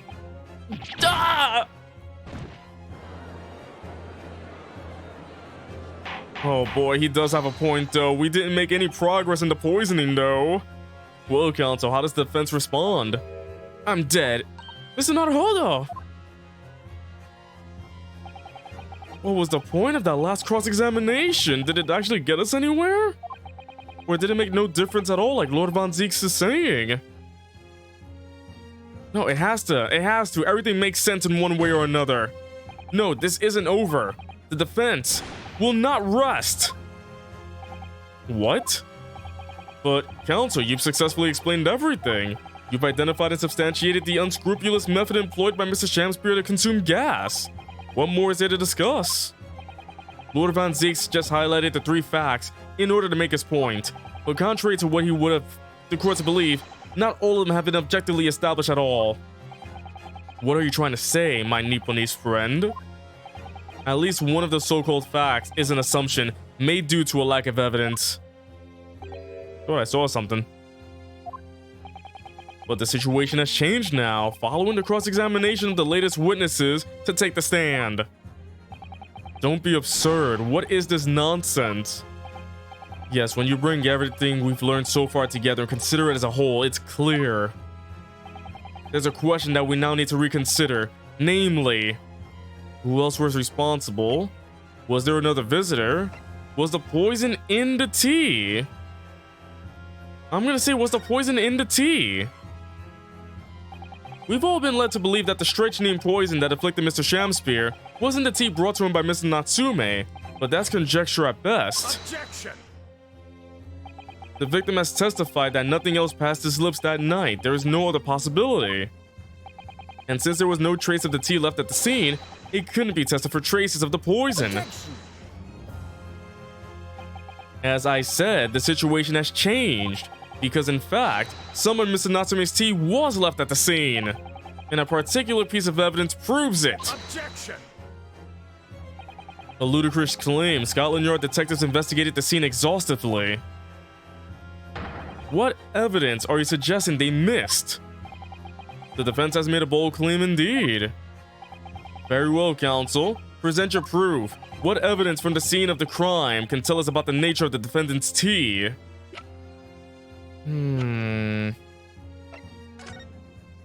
What can it tell us about the tea? The water? It could be we got the teapot there. Did they ever check the teapot? About the nature of the tea. I don't think the envelope has anything to do with it, but I'm gonna check it just in case. Whoever opened this envelope didn't bother with a letter opener or scissors, did they? Yes, whoever opened it was clearly someone with an unrefined temperament. And judging from the angle of the rip here, the person in question must have been right-handed. Miss Usato, I think perhaps someone's been reading too much of the Adventures of Sherlock Holmes. You can never read too much of it, Mr. Naruhodo. Never. I'm not crazy. And tell us about the nature of the defendant's tea. There's no tea ring. So Mr. Natsume didn't drink tea, but Shakespeare drank something. What evidence from the scene of the crime can tell us about the nature of the defendant's tea? I'm gonna save real quick because I have some theory, but at the same time, it's like, don't want to waste too much life on it. Take that! That's not gonna help out. Dang it. Okay, so I thought it was like, the tea wasn't in Mr. Natsume's cup, so yeah. Wait, that wasn't gonna go anywhere. That wasn't gonna go anywhere. I was thinking wrongly. What's evidence from the scene of the crime can tell us about the nature of the defendant's tea? The nature. What about the nature of the defendant's tea? About the nature of the defendant's tea.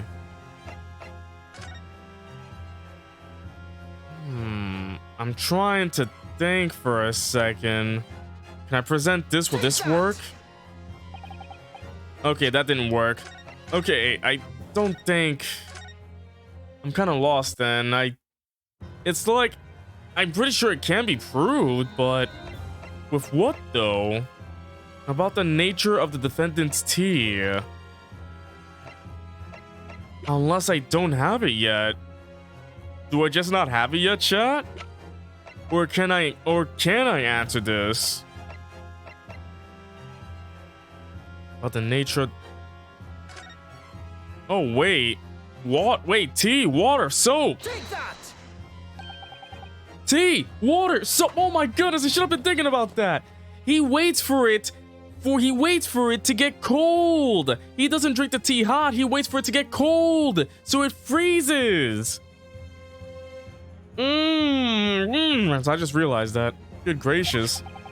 The soap again? The same bar the victim used to fashion his coins of ice? Yes, that's right, my lord. It's just come back to me. Something about when we first found this bar of soap at the scene yesterday. It's more bars of soap. Soap? What are bars of soap doing lined up on a ledge outside the window? That makes sense. Mr. Natsume drinks his hot, so there's no ring. Shakespeare left his cold, so it left the ring. That explains why there was a reddish medallion, because it was the tea that he poured in. He poured in cold tea. I'm quite certain that when we originally stumbled upon the bars of soap, there was actually a frozen coin in each bar. So you discovered the gas thief's coin factory. Fascinating. In a way, yes, but there's more. The coins we found in the soap at the time weren't normal ice. There was something strange about them, you mean? Exactly, something very obviously strange. They were red. The ice was red? No. Alright, Steve, thanks for coming, boy! No, you mean... That's right, it's obvious to me now. The fake coins in the soap were made from frozen tea. What? I would remind the court of a statement made by Mr. Natsume earlier in this trial. That evening, yes, I did take some freshly brewed tea with me when I visited Mr. Shakespeare's room as a gift. The public water pump outside always freezes at night, so I bought bottled water especially to make it. And this is the result. Never will I touch tea again, never! Ah, yes, I believe there had been a snowfall that day. It was particularly cold. Sadly, on such occasions, the poorly constructed water mains in the East End are prone to freezing. So on the night in question, Mr. Shakespeare having no running water to use, was forced to use the tea brought by Mr. Natsume in order to make us fake coins because he used bottled water. My word. It's all coming together now. There were 2 bars of soap on the window ledge when my assistant and I investigated the scene. That's right, and we only borrowed 1 of them. Which means that even as we speak, some of the defendant's tea is still present at the scene of the crime. Frozen solid in a bar of soap outside Mr. Shamspeare's window. Extraordinary. Earlier today, Inspector Gregson informed the court that even if 1 drop of the tea remains, Scotland Yard will be able to analyze it for poison. As such, we are now in a position to prove or disprove what has, until now, been mere conjecture. By finding out for sure whether or not Mr. Natsume's tea actually contained strychnine at all. Ugh. You smug Nipponese.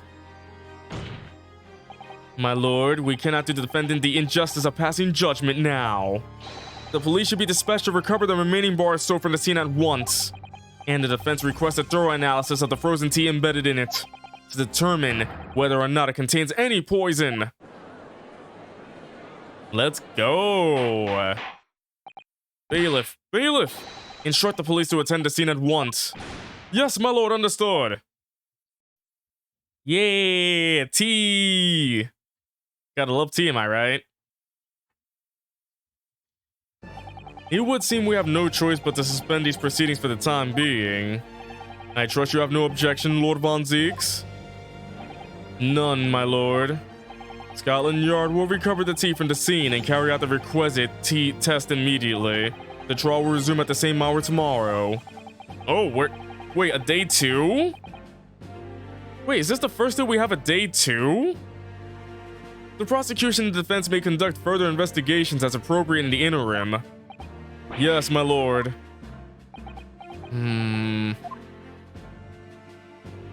Ooh. Well, we managed to scrape through there somehow. Thank you, counsels. Court is adjourned until tomorrow. Crazy. Holy flip, to be continued. Which we will do next time, chat. This has been crazy so far, all about freaking tea and soaps and whatnot. And gas. Nothing but gas. But of course, I hope you all enjoyed the stream, everybody. Thank you all for coming by. This has been crazy. I will do more next week. I am not sure if I'll be streaming on Sunday because of work, because I gotta work that day. So maybe I'll stream tomorrow. We'll see. Maybe. Keep a lookout for my Discord and Twitter. But of course, follow me on my channel if you haven't. I upload daily on my YouTube. So until next time, until the next stream, everybody, peace out and adios.